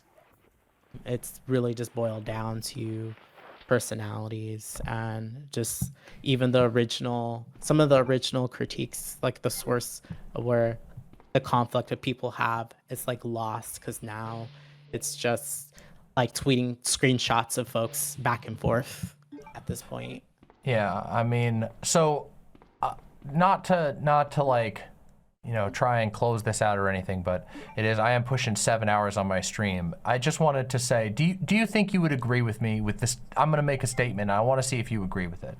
Do you think that this space could seriously benefit from people taking it down a few notches and from being willing to like tell one another to like, hey, like especially friends to be like, hey, like tone it down a little bit. Like, cause I think that would make these spaces actually start to resemble spaces. I think that we could actually start to have some community, actual forms of community where people are making stuff together and not just fucking firing back and forth at each other all the time. But I think that's gonna require people being willing to sort of forego the drama bucks or forego these sort of tempting, easy clicks. Like, I mean, I've done that in my content. Oh, DemonMama, you are asking people to just... You are asking people to walk away from their bread and butter right there. I don't know if you know what you're asking for, DemonMama. Like that's where these people make all their money. Just stirring up dramas. And here's the thing, okay? I'm not judging from the perspective of someone who's above it. Y'all know I love to cover me some internet drama, okay? Like, even after leaving the commentary space, I still love talking about internet drama. Drama is fun, okay? There are times when drama can be fun, but when you're, like, stirring up drama over the most mundane reasons, like this shit, this is really stupid. Okay, you want to call somebody out who legitimately did something wrong. Like if we use recent examples of social media drama, like the shit that's going on with Colleen Ballinger and the allegations of grooming, or the shit like, you know, Illuminati and the horrible shit that she did to her friends and coworkers and stuff like that, and people who worked for her. Like those are like valid reasons to call someone out for doing really heinous shit. But hashtags and noodles and the R slur and like really dumb shit like that, I'm sorry, but that is, it's stupid. It's very fucking stupid. Content. I know. Honestly, I agree with you wholeheartedly. Like, I wanted my videos to be the last one discussing this. Like, I was hoping the way I structured my video as a purging thing, I wanted it to be a purging for the space, like the way I laid it out to be just the it all. Yeah. So like that's always been my stance. Like I went into making my video as it. I don't, especially as far as on my side, as far as like the space that I operate, that to be the last. I didn't feel like there was anything else I needed to be chimed in on. So like I would rather, because I always say like this, like I was not advised to even make the video, but by multiple creators in my own space. But like I said, like this was like a personal purging for me that I felt the need to get out. Yeah. But obviously, so like you never, no content creator ever gets to have the final say on anything. Something I have learned myself. None of us, no matter how big our egos get, should ever fool ourselves with the idea that you get to have the last word on anything, because that's not how it works. You put out a video, it's always going to be comments, it's always going to be reply videos. So yeah, I mean, again, I agree with you. Yeah, I feel like there would be a lot of benefit if people would stop it with the fucking baseless allegations. Stop it with the overstating of harm. Stop it with the exaggerations. These are all things like that pissed me off. I mean, again, you quoted me talking about something I was frustrated about, which was the way that some people were, in my opinion, misrepresenting and exaggerating what actually went down in the Cat Black situation between Cat Black and Vosh, which that whole thing I thought was a phenomenally stupid fight. But I also understand why both Cat Black and Vosh found themselves feeling defensive and hurt. I went over that whole thing on stream. So you know my opinion on that. I fucking. Vicky in chat says I had noodles for lunch, very tasty. Made them myself. Nice. I will say this: all this talk of noodles has really made me crave noodles a lot lately. I had some noodles, like we have one of those like ramen places not too far from me. So I had me some ramen noodles not too long ago, but I'm craving ramen again. So I might have to get me some ramen maybe tomorrow. And I'm not talking that little like cheap, 2 for $1 packet that you get from the grocery store or anything like that. Like we're talking the good ramen. Okay, the good ramen noodle. I'm definitely getting that tomorrow for lunch or dinner. It's gonna be great. I hate this shit, but I also think it's a problem, and I don't think it's just people I don't think it's just like viewers. Viewers are bad at it. I mean, but also like, no offense to all of you in chat, love you all, but chatters are fucking stupid. Okay, everybody's chatters. You're only 3 hours away, really? Damn. Well, if I ever do like a meetup of some kind locally, hopefully we can meet up IRL and hang out. Could be fun. Are fucking stupid. That's just how the chats work. They're big masses of people just typing shit on a moment's notice. People who don't have any, they don't got any stakes. There's not, we put our faces to all of this stuff. We put our names to these things. Chatters don't. But it's not just chatters. There's video makers. I mean, I feel like the video I reacted to today did a whole lot of what we've been talking about, and I feel like it does a disservice to the actual topics, but more than that, it does a disservice to the space, and it does generate clicks. It's true. It can make you a quick buck. Foreign Man's video got a lot of clicks. It definitely did, but those clicks don't last, and the cost is what what we're talking about now, this never-ending gnashing of teeth, this like cycle More of division. people lying about More each division. other, right? I don't know. Definitely where you ended off. Yeah, it has begun on like on both sides. Like just it didn't need to get up to this point. It really didn't have to be this Twitter war. That's something like I really want to say that like on my own side of things. Like you have your opinion on certain things about the video, and you have every right. I'm not gonna ever police you on that. I'm not gonna argue or debate you or anything on your. I appreciate opinion. that. I allow like that's where I'm totally when I open to see it, that. That's where I stand. Like I'm not gonna like you have every right to feel how you feel and share your audience like how you feel about things. But as far as the end result of things, we can both agree. I don't like how things are being drawn out. Something that could have just ended maybe 2 days of Twitter. I have to disagree with DM there. It's true that the internet can bring out the worst in people, but that doesn't mean the chat as a whole is dumb. We are people at the end of the day.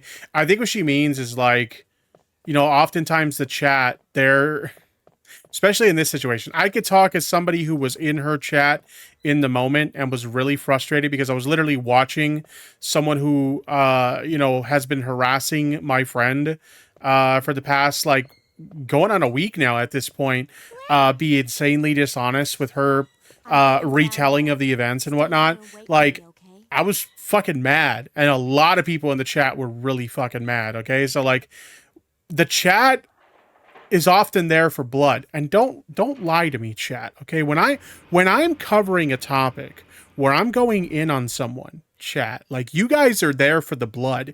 You love to see when Daddy Tip screams at someone at the top of his fucking lungs to the point where his mic starts peaking and just really go in on someone. You guys love that shit. So don't come here and pretend to me like you don't like to see blood. You love that shit, okay? At the end of the day, we're entertainers, and you guys find that shit entertaining. All right? Let's be fucking real. Why are we going on day 4? Why are we going on day 4? Like, this is that's where it's just like on both sides, like, hey, let's just, because both people engage, because everyone got each other blocked. Oh my god, trans girl Jade in the chat is being a coomer. I mean, I may or may not have a kink for blood.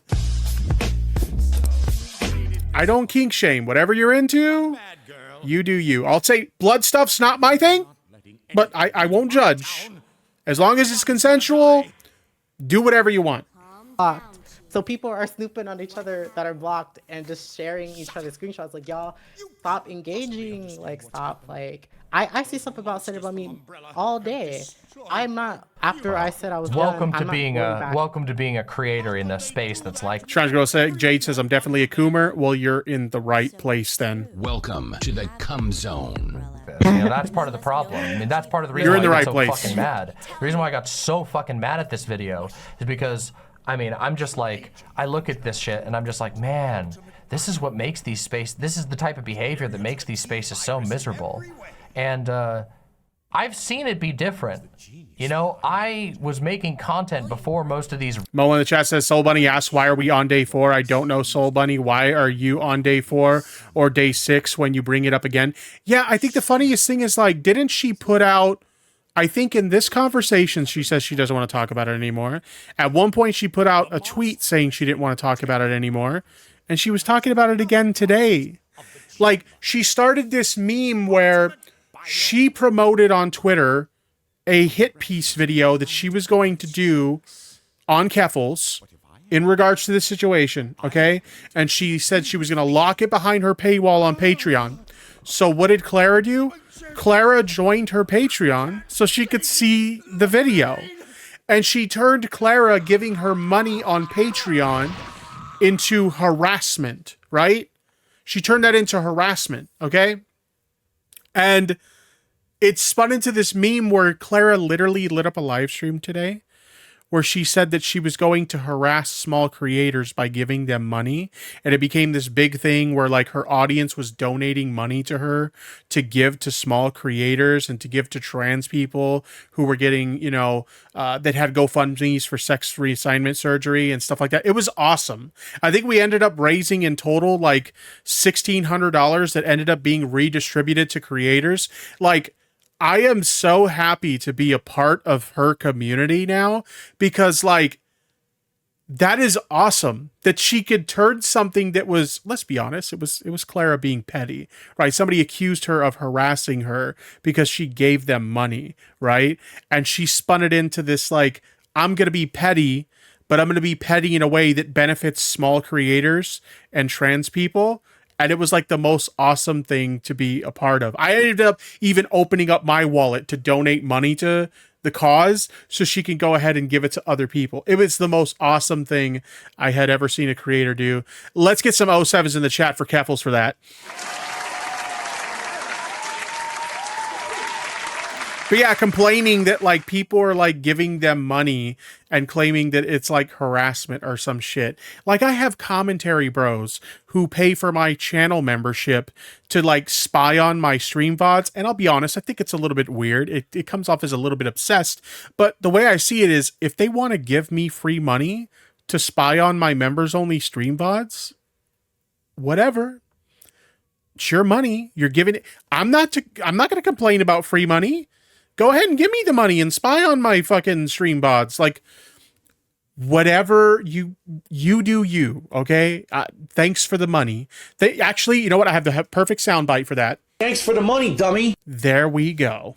Rifts existed, and it's in a bad place, but it's got to start, you know, at the end of the day, it comes down to us. And I know that I'm like a larger creator overall than you, so I'm not trying to like put undue burden on you or anything like that. Knife Master of the chat says, I would love member spies. Yo, I kid you not. I went through like my memberships because I only have like, I think I have like 200 something members, 250 something. I forget the exact number, but it's not very many. So it was easy to go through the list. I went through the list and I kid you not, there may be some that I don't know are like commentary crowd or commentary orbiters, but I counted 8 people who are giving me channel memberships to spy on my stream bots. And one of them, because when I used to stream on Twitch, my Twitch streams were also, you know, sub only.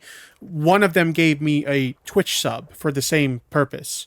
So basically a total of 9 people are giving me money just to spy on my stream bots. It's really weird. It's really, really weird. That, but I mean, us as the creators, we are the voices in the space, and it does come down to us in a lot of ways. You know, whether these things get perpetuated or whether we. You'd think they would get smart and like only one of them would buy it, and then they would just like all hop into like a Discord group chat or something and just like watch it together or something. But I don't know. Maybe I'm just too smart for them. Whether we just say, you know what, this isn't fucking productive. Fuck it. I mean, I can. Trans Girl Jade says they love you, Tip. Oh yeah, they want the tip. Absolutely. Tell you at this point, 100%. It wasn't productive once it was even the end of day one. It was already very clear that this wasn't. Again, like I'm seeing. I'm gonna say this before. And can you blame them? By the way, I may be a large man, but I'm very fucking sexy for a large man. Do I make you horny, baby? Right, go also like. Sure. What's wrong, Claire? I think it's personally wrong to try to think like people could hold couples accountable. Like that's something like no one has the power really truly to do, and folks like running to try to like do that. It's just like.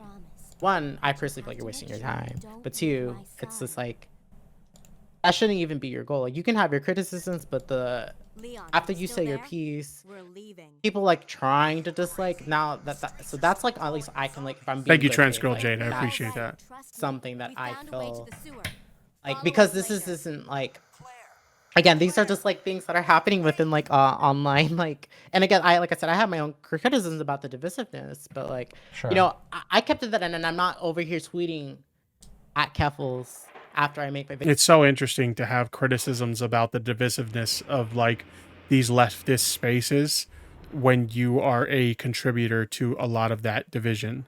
How I feel. Like, no, like I made my critique and I moved on, but there's people that they don't stop at critique and they're thinking they have this power to hold folks accountable, and this is like, and they're on both sides, and this is why things are drawn out for days on some things that just like, I just feel like it doesn't need to get to this place, and honestly, that's why we're probably gonna go on a day 5, and I don't know how long this is gonna last. I mean, people are pointing out in chat. You did put a comment on Keffel's video that I would consider kind of mean.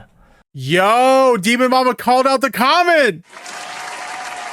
Let's go. Good on DemonMama for calling out that comment. Actually, I want to show you guys the comment because the comment's really fucked up. The comment is insanely fucked up to leave on a video. She left this comment on a video where someone is opening up about their trauma that they suffered and opening up about the fact that they made an attempt on their own life. Chat. They made an attempt. They were going to make an attempt on their own life because of the trauma they suffered. And she leaves this horrible fucking comment on that video that there's no excuse for. Like, I don't care. Look, there are some people on the internet that I strongly dislike, and I could not see myself making a comment of this caliber or this severity on a video of theirs just because I dislike them. I can't see myself doing that. Let me go ahead and show you this. Let me show you this. Is this going to get... Okay. So this is the comment. This is a video where Clara is opening up about her trauma that she suffered and that she fell back into substance abuse, okay? And was planning to take her own life via those substances. And SoulBunni's comment that she left on that video was, "This is what we call white woman tears." That's what the YT stands for, not YouTube. White woman tears. How could you be so... Like, that's zero empathy whatsoever. Zero fucking empathy. This is a community that is supposed to care about, you know, people's mental health, and, you know, we don't shame people for, you know, struggles with addiction and stuff like that. That's the way it's supposed to be, but that's not the way it actually is. You know, they care about those things when it's somebody they like, but when it's somebody they dislike, oh, we can mock them for their substance abuse problems. We can mock them for their mental health. We can mock them for their suicide attempts and stuff like that. That is so shitty. Like, as I said before, she was talking about how, oh, you know, people were wishing death on Keffels and stuff like that. And, you know, I don't condone that sort of thing. And it's like, well, maybe you didn't wish death on Keffels, but you did mock a moment when she contemplated taking her own life. So you're not above it. Maybe you're not making comments to the same level of like severity, but you're not above those kind of comments. Okay. Like, don't act like you're above it, because you're not. That was a really fucked up thing to say to someone who was struggling with addiction and who was being very vulnerable to her audience about her struggles with her trauma and whatnot. That's a really fucking shitty thing to say. Anyway, let's continue. But I know that was I like a said day what I ago, said. right? Yeah, but I mean, come on, right? Like that makes it so much worse. Chat. Let me run that back so you can hear. So, DemonMama calls her out on that comment, and listen to what she says. I have no words. This is no shame. She has no shame for what she said. Listen to this. People are pointing out in chat. You did put a comment on Keffel's video that I would consider kind of mean. But I know that was I like a said day what I ago, said. right? Yeah, but I mean, said come what on, I- right? Like I that's said the engaging, right? Look. Like, it falls down to us. I said what I said. Like, I'm sorry. I've while reacting to this, as frustrating as it has been to listen to, I've remained mostly calm. listening to this shit. And you have to remember, this is someone who was attacking my friend, someone I care a lot about, okay? And this is a person who compared my friend to a hate site that literally organized what is essentially a hate crime against her, okay? And this is a person who mocked my friend's suicide attempt. And I've been mostly calm throughout this whole thing. But for you to be called out for making such a horrible fucking comment, and your response to being called out by DemonMama for making a legitimately horrible comment, your response is, I said what I said? I'm sorry, but you're a fucking bully. And that's a very bitch thing to say. Like, you're being a bitch right now. I'm gonna call it what it is. You're being a bitch right now. That's insanely fucked up. Us to choose not to engage, or how we choose to engage, right? Right?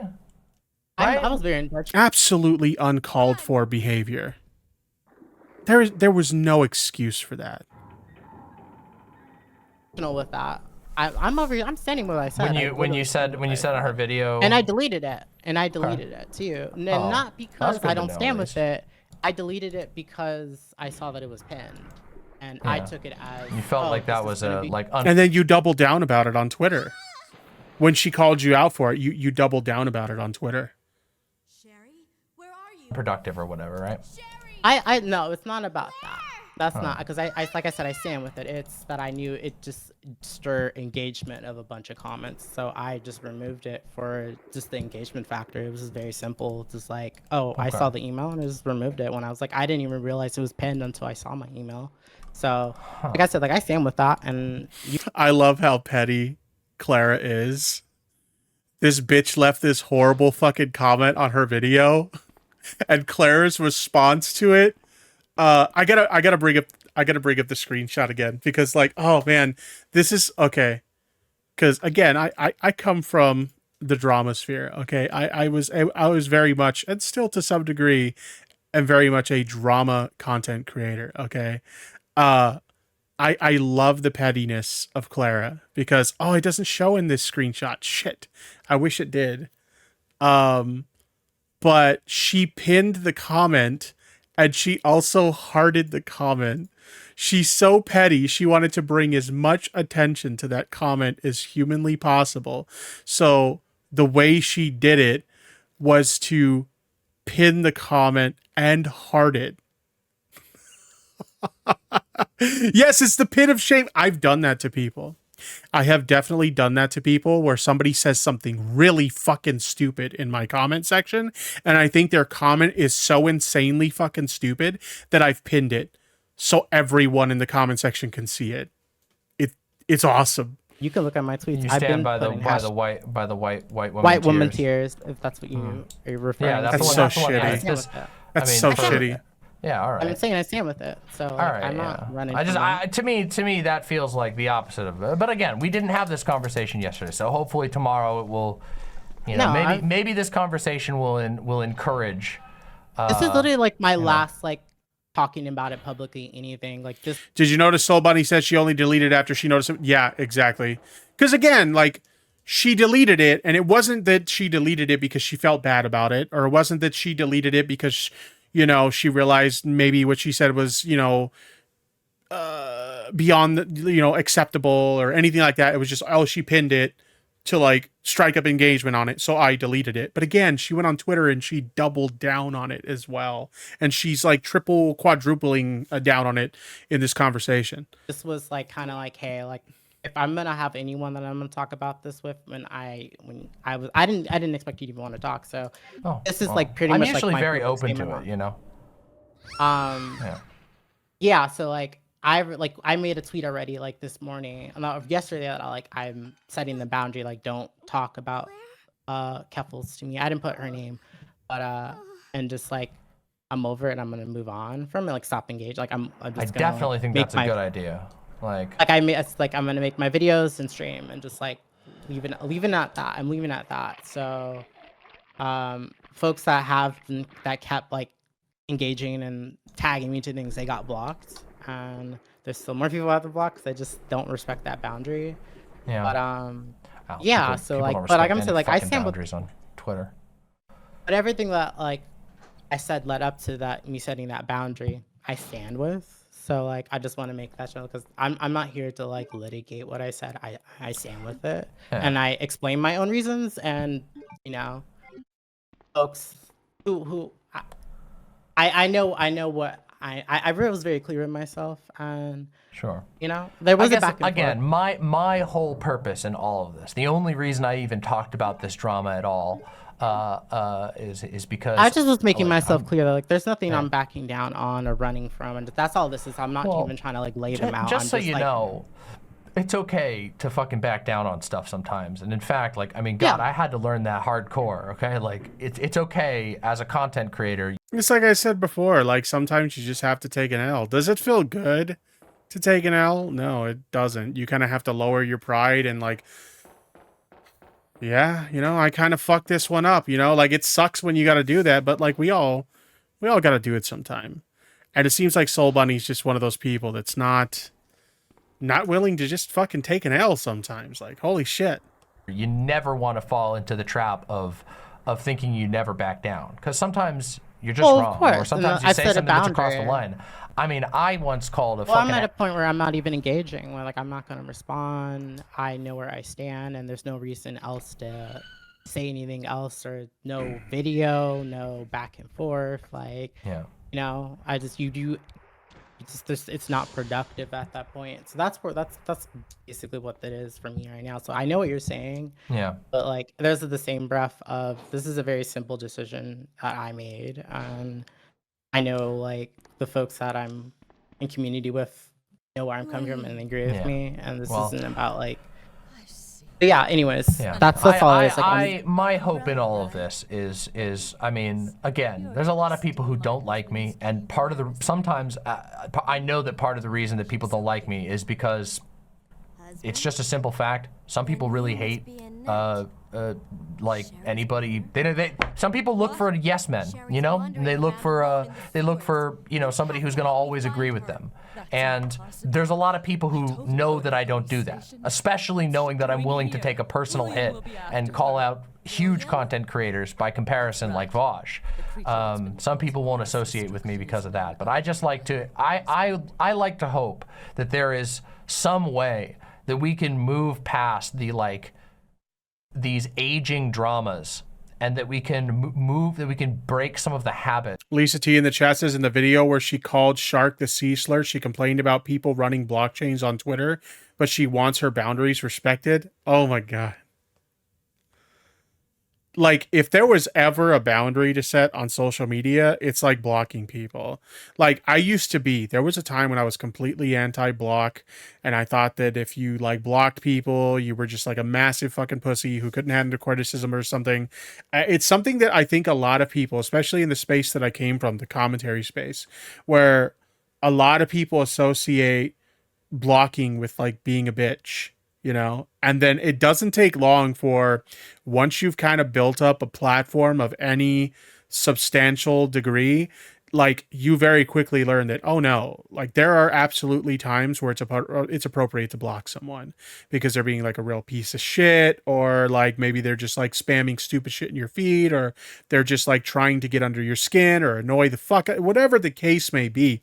Like, you start to fall in love with that block button after a while. Like, I'm not even ashamed to admit the last time I checked my block list, because on iOS Twitter, you can see the number of people you have blocked on your block list, right? Let me actually, I'm not even ashamed to admit this. Let me go ahead and show you this. Or I'm not going to show you, but I'm going to tell you. If I pull up my block list on Twitter, especially with the recent drama with the commentary crowd, I have built up a pretty extensive block list.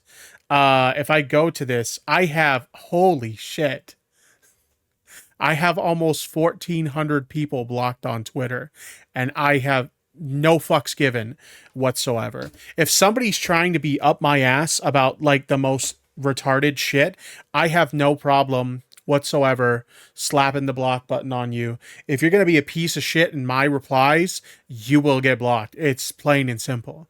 Okay. So like, it's really funny to me that you're telling me she's talking here about people on the internet won't respect my boundaries.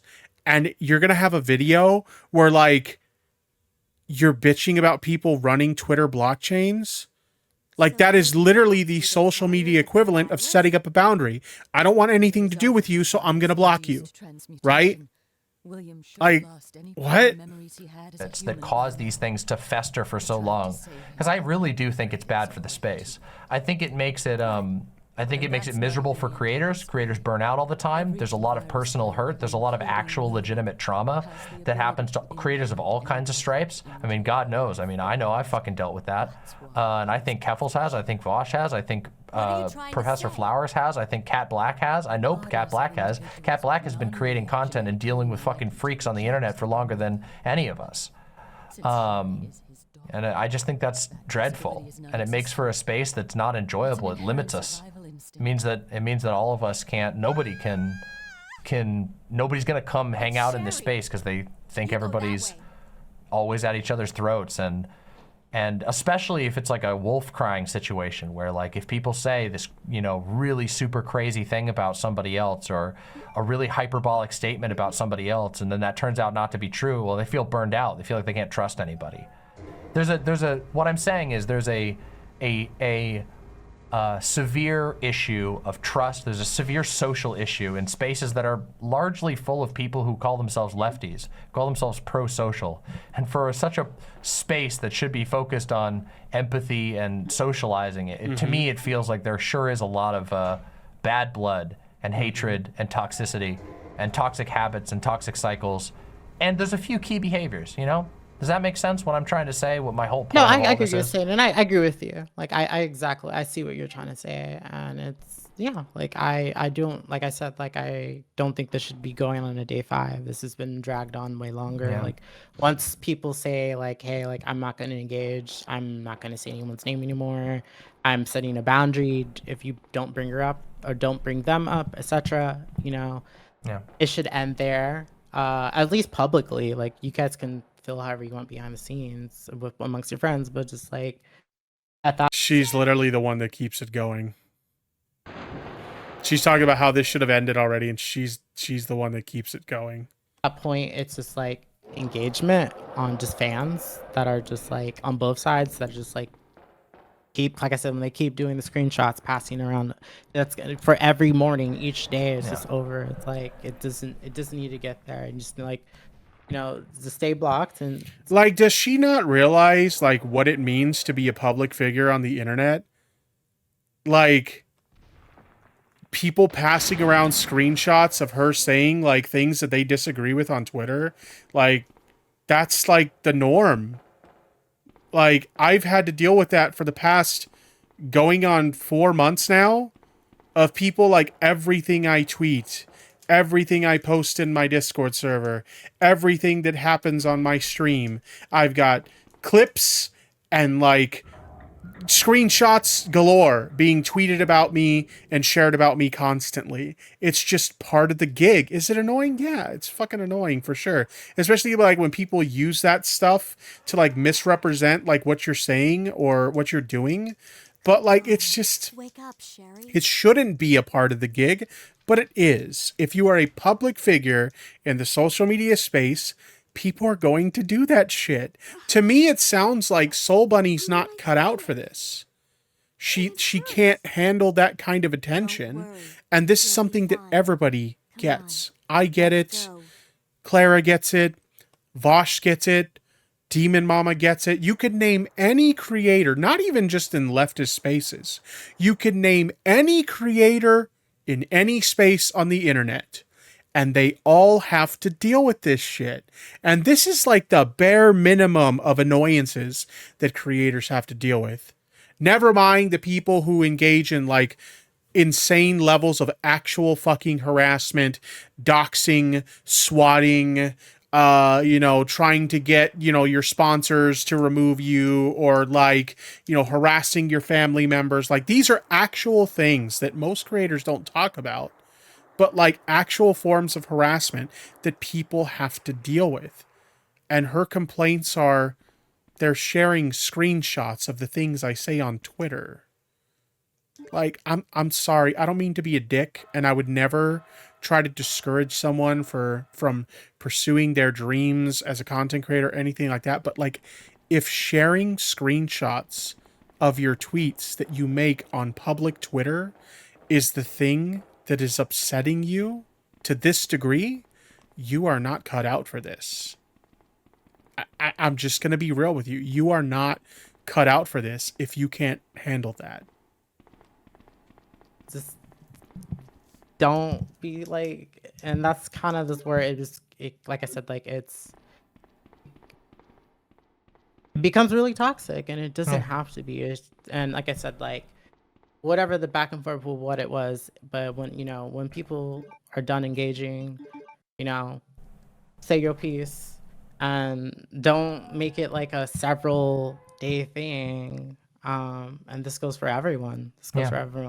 So I set that up. Practice what you preach. Practice what you preach. After this conversation, after your last Twitter statement where you said you weren't going to talk about this stuff anymore, you continue to talk about it. So like, if you really want to see this shit end, practice what you fucking preach. It could be over very soon if you would just stop. Just stop. That boundary with my audience, so they know how I feel. Well, I gotta probably wrap my stream up here relatively soon. I've promised that I won't go so long because I hurt myself last 10-hour stream I did. But here is to a less toxic future for these quote-unquote spaces, whatever these disparate consumer entertainment groups are. Trans Girl Jade says she's incapable of stopping. I can't even be like super judgmental for her of that. I have been super impulsive in the past. There are definitely things that like I probably shouldn't have responded to that I've responded to. I think I've handled myself mostly well for the most part in regards to some of the drama that has been surrounding me recently. I think there's a lot of things that the people in the crowd that have drama with me that they think were about them that weren't about them. There's a lot of like, hey, you made this tweet and you were like subtweeting us, and it's like, no, that tweet didn't have anything to do with you. But I will openly admit there have been a few occasions where there have been things that I've responded to that it was probably best to just shut up. Okay, so I can't be super judgmental of her for that because I'm an impulsive person myself. I get it, but at the same time, it seems like in this case she's kind of the aggressor who's starting the conflict and then getting mad at people when they respond. Okay, while I can agree, like in my case, that I shouldn't have responded to some of the things that have been said that I responded to, and I was too impulsive. I was responding. I was not the initial aggressor who started the conflict. I was responding to the conflict, if that makes sense. So it's a little bit different. But yes, I'm a very impulsive person. I definitely engage with shit that I should probably just ignore. I genuinely hope that that people can spend less time hurting each other and spend more time talking about cool and interesting and educational and entertaining things. Thank you for coming on. I appreciated talking with you about everything, even when we disagreed. I felt like it was a very valuable conversation. I hope you feel the same. No, yeah, I feel the same. Like you're very respectful. Like even like when there was some emotions on my end. It's understandable. I feel like no one was. Hopefully I didn't come off disrespectful though on there. I want to say like I don't intend that. Like no, I don't think you did. Not to me. Okay. Like I think this conversation has been very well. I mean, I can't. I just like just being honest with my responses and how I feel, and just like I'm not like you said, you're not a yes person. I'm not a yes person either. And certain things like I don't agree. Like when it came to the one part that I really stood on it. I can do that because that's where, like I said, like it's okay to stand. Tipster, impulse issues can be an ADHD symptom. I know you had that realization. Yeah, I have actually been seriously considering talking to my doctor about figuring out what I need to do to potentially be put on some like ADHD meds or something, because I definitely, I definitely see a lot of, you know, ADHD in my life now since I've like, since I found out that I've been living my whole life with this and not even realizing it. It's so funny. My life makes so much more sense now since I found that out. Thanks, Mom. Thanks for letting me live my whole life not knowing that I have ADHD. I appreciate that, Mom. Understand with what your things like, and along it depends on what it is. Depends on what it is, but like, you don't have to like.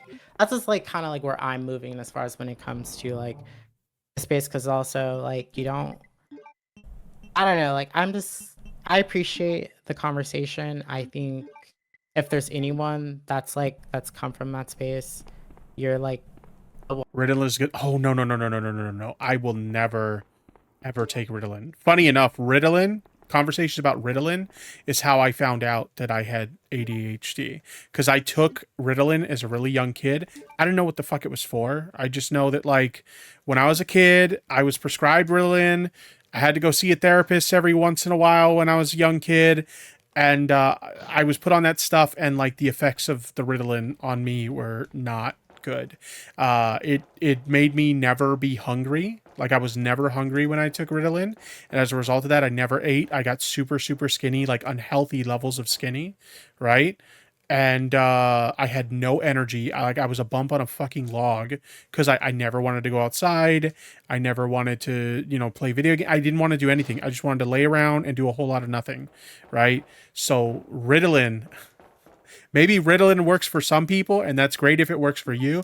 I will, after my experience as a kid on Ritalin, I will never, ever, ever take Ritalin again. Absolutely not. One that I But yeah, on stream, I mentioned that I took Ritalin, and I kind of Googled what Ritalin's for, and it said that it's for ADHD, and I'm like, wait, do I have ADHD and not know it? And I told my chat that I would ask my mom after stream, and I did, and she confirmed it. She says, yeah, you were diagnosed with ADHD, and they put you on Ritalin, and we didn't like the way Ritalin affected you, so we took you off of it, and we never sought treatment for ADHD again. And I was like, I've been living my whole life with ADHD, and I didn't know it. Kiwi Bird in the chest is fair enough. It's been a game changer for me, but I understand it doesn't work. Yeah, exactly. Like if it works for you, awesome. My experience with the stuff was no. I watch and enjoy and yeah, I do appreciate that. I mean, I definitely, I'm definitely, I don't know. Trans Girl J says now everything. Yeah, literally like. You ever see that moment in a movie where the plot twist becomes very apparent to the main character, and there's like this moment where like it zooms into their brain and like their memories just flash before their eyes or whatever, and it's like this moment of realization? That was me when I found out I had ADHD, and I'm like, my whole life makes sense now. Amy both watches us. I really like Olay. I've fucking loved Olay's videos, and I've loved what interactions we've had, and I guess I've been in this space a long time, and I've always sort of found myself floating in between two warring factions, or what seems like two warring factions, which... Biggie in the chest is realizing I had trauma locked away, did the same. Yeah, I've had that experience too. I've kind of shared this with my audience before, and I'll kind of discuss it briefly here again. I won't get too much into it. But basically, I had talked about how I had developed like an alcohol abuse problem. Essentially, what I was doing is I was self-medicating my mental health issues with alcohol rather than seeking proper treatment like medication or therapy or stuff like that. I was just getting drunk every day with very, very hard liquor, right? And so when I finally realized that this was a problem, I started to realize how much money I was spending on booze and how I was going through like a bottle of Jack Daniels or something equivalent every 2 days. I realized I have a problem and I need to resolve this. And one of the things that I did is I sought therapy. And in the process of going to therapy, I realized that an event that I experienced in my life had caused me trauma, and I did not realize that it caused me trauma. It took my therapist to point that out to me. So I had that moment too, where you come to the realization that like, hey, yeah, you're dealing with trauma, and I don't think you realize you're dealing with trauma. That was literally the conversation I had with my therapist about it.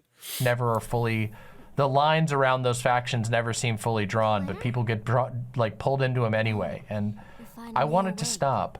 Not because I don't think that people have legitimate gripes, but because I think that the intensity of the conflict is wasteful.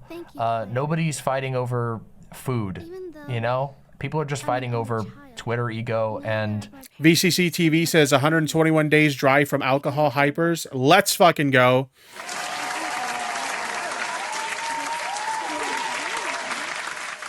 For me, like, I still drink. It's only like an occasional thing.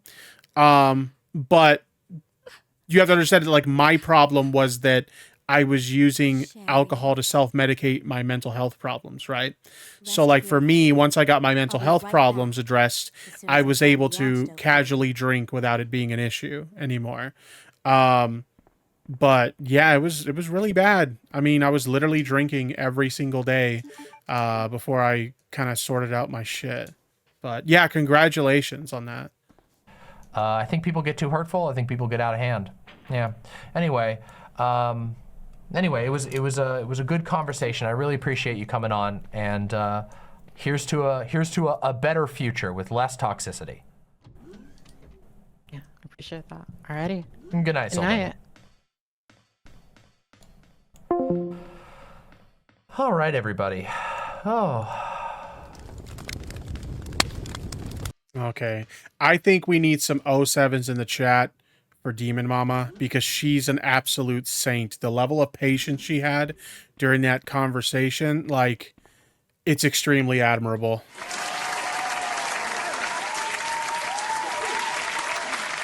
Being in chat during that conversation, and again, if DemonMama happens to see this, I am so sorry that I was so angry in your chat because I was very, very mad. Again, we're talking about somebody who is my friend, referring to Keffels, who has been pretty much abused by this person, and like had her like suicide attempt mocked by this person.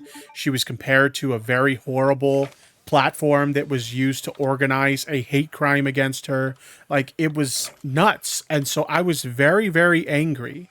And I was especially angry to see SoulBunni on DemonMama's stream being insanely dishonest with her retelling of the events. So I apologize, DemonMama, if I got really upset. But DemonMama handled this really well.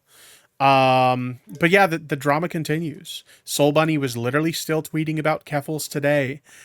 So I don't think that this conflict is going to end anytime soon.